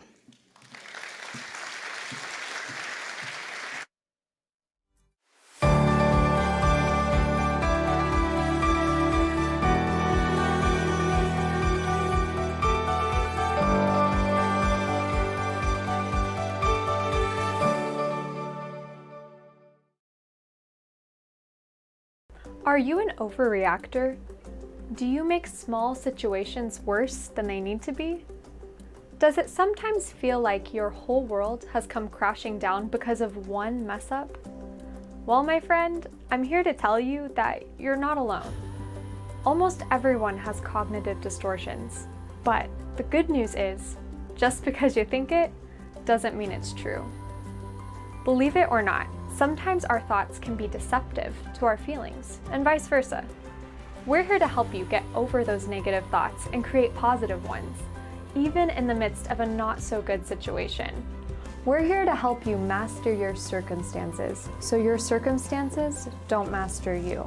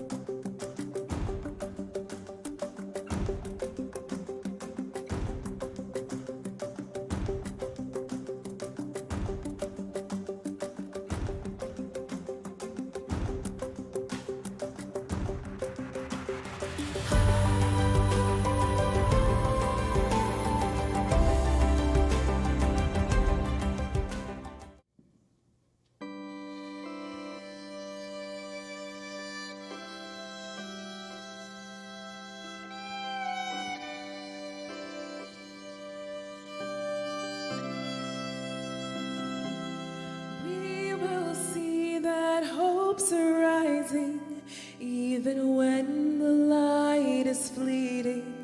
We will know that hope's arising. Oh, our spirits rise.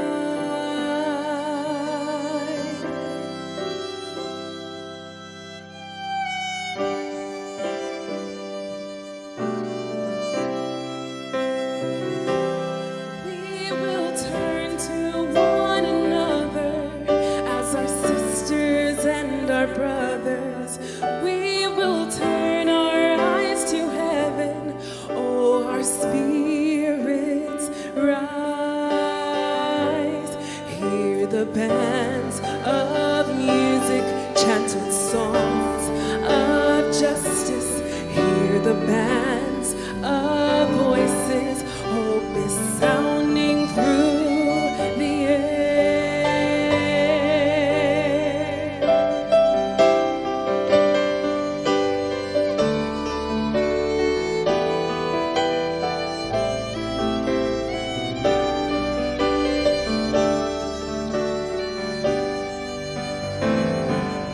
We will see that hope's arising when the dawn of change is breaking.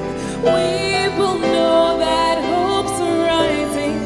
Oh, our spirits rise. Spirits rise. Hear the bands of music chant with songs of justice. Hear the bands of voices. Hope is sounding through the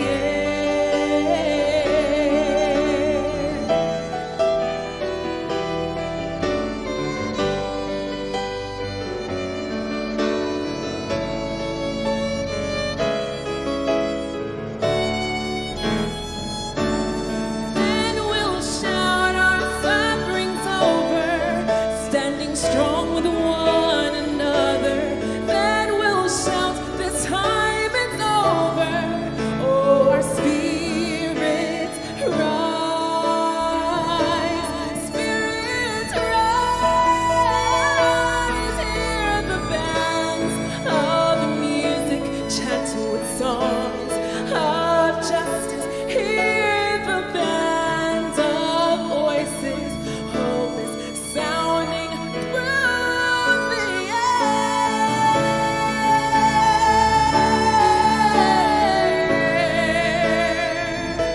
Hope's arising. Hope is sounding through the air.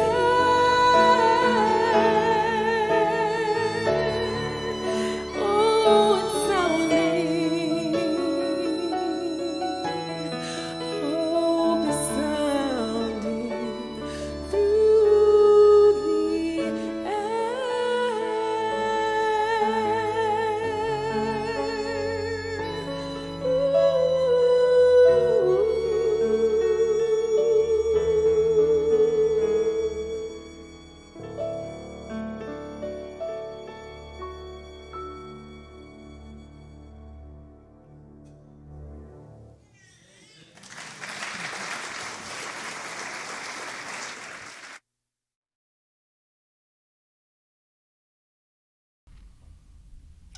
All right. Well, we have come to the end of our program, But but don't go. don't go yet because we have one last drawing. So if you haven't entered your name, please enter Choose Life in the chat box and you will be part of that drawing. We're going to do our last drawing here in just a minute.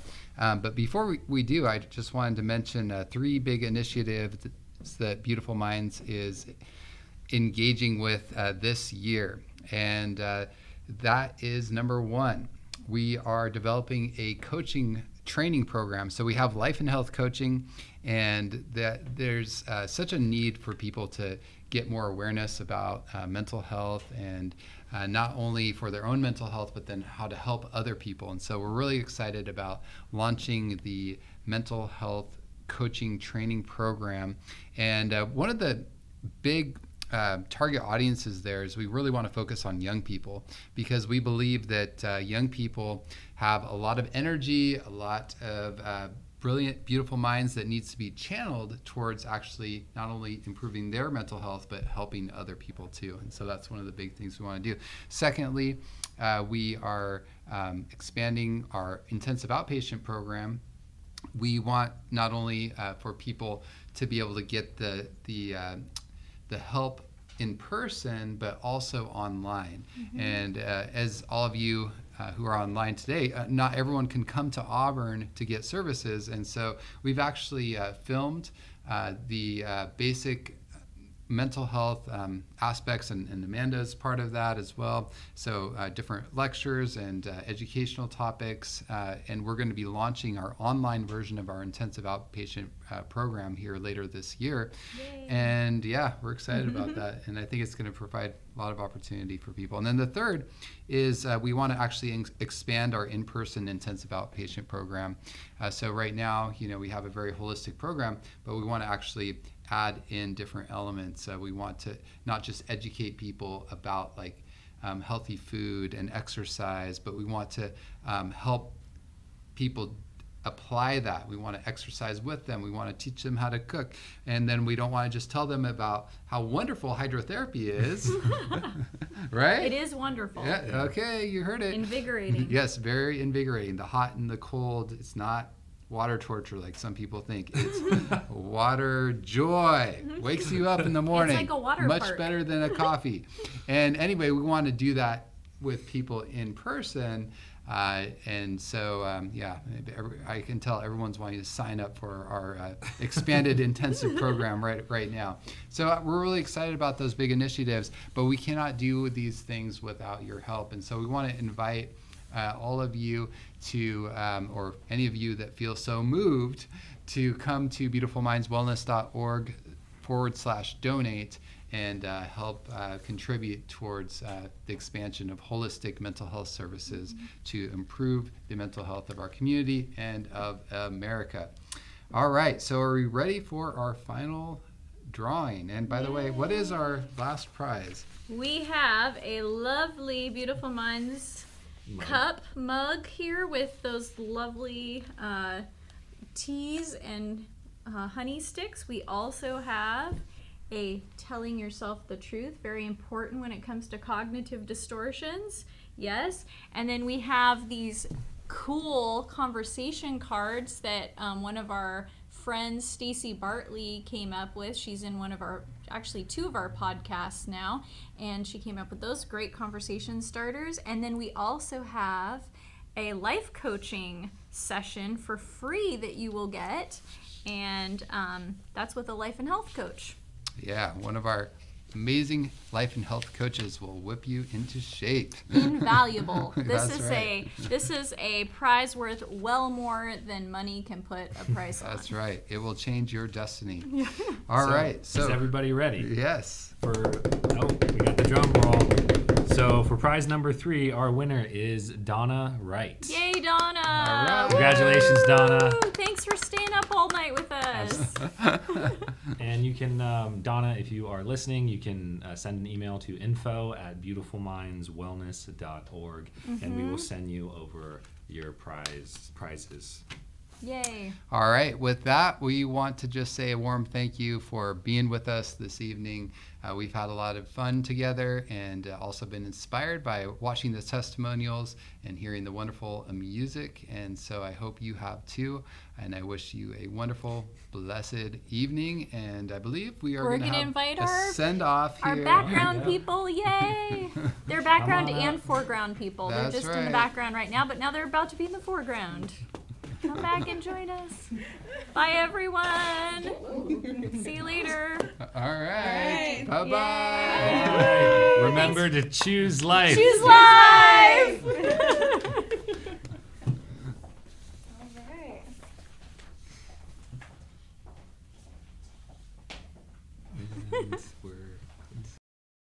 Wow.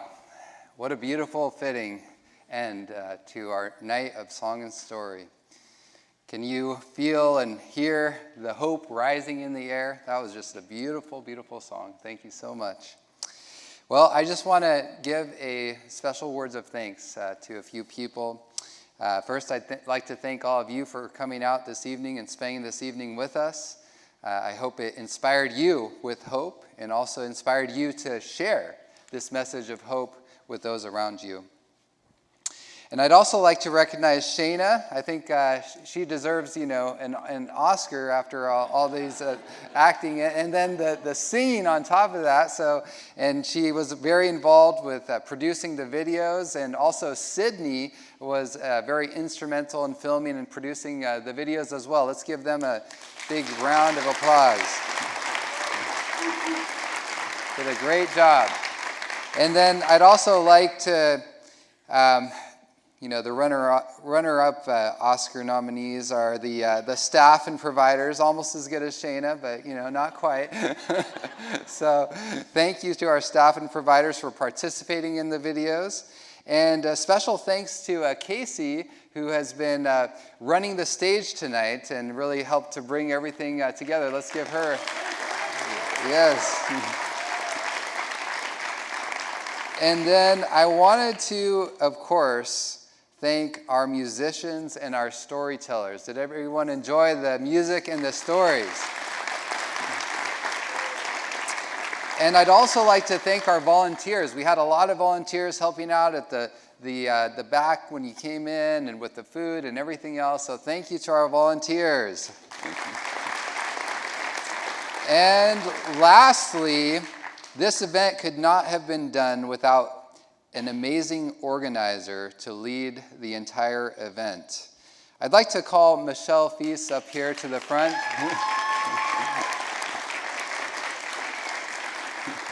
She didn't know we were going to do this, so she didn't organize this part of the program, but she organized everything else. So thank you, Michelle. You have been such an inspiration and amazing catalyst to make all this happen.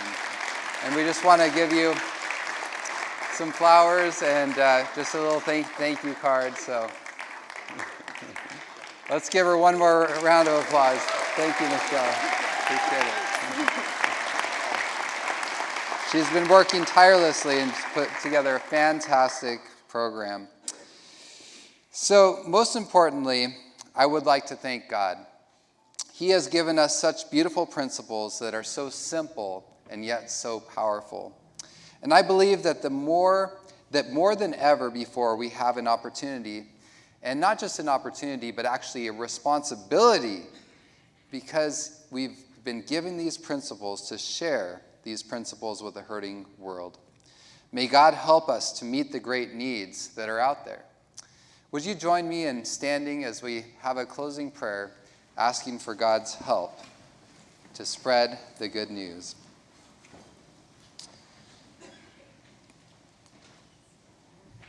Dear Father God, I just thank you so much for each person here. I thank you for each story, each song that we heard this evening.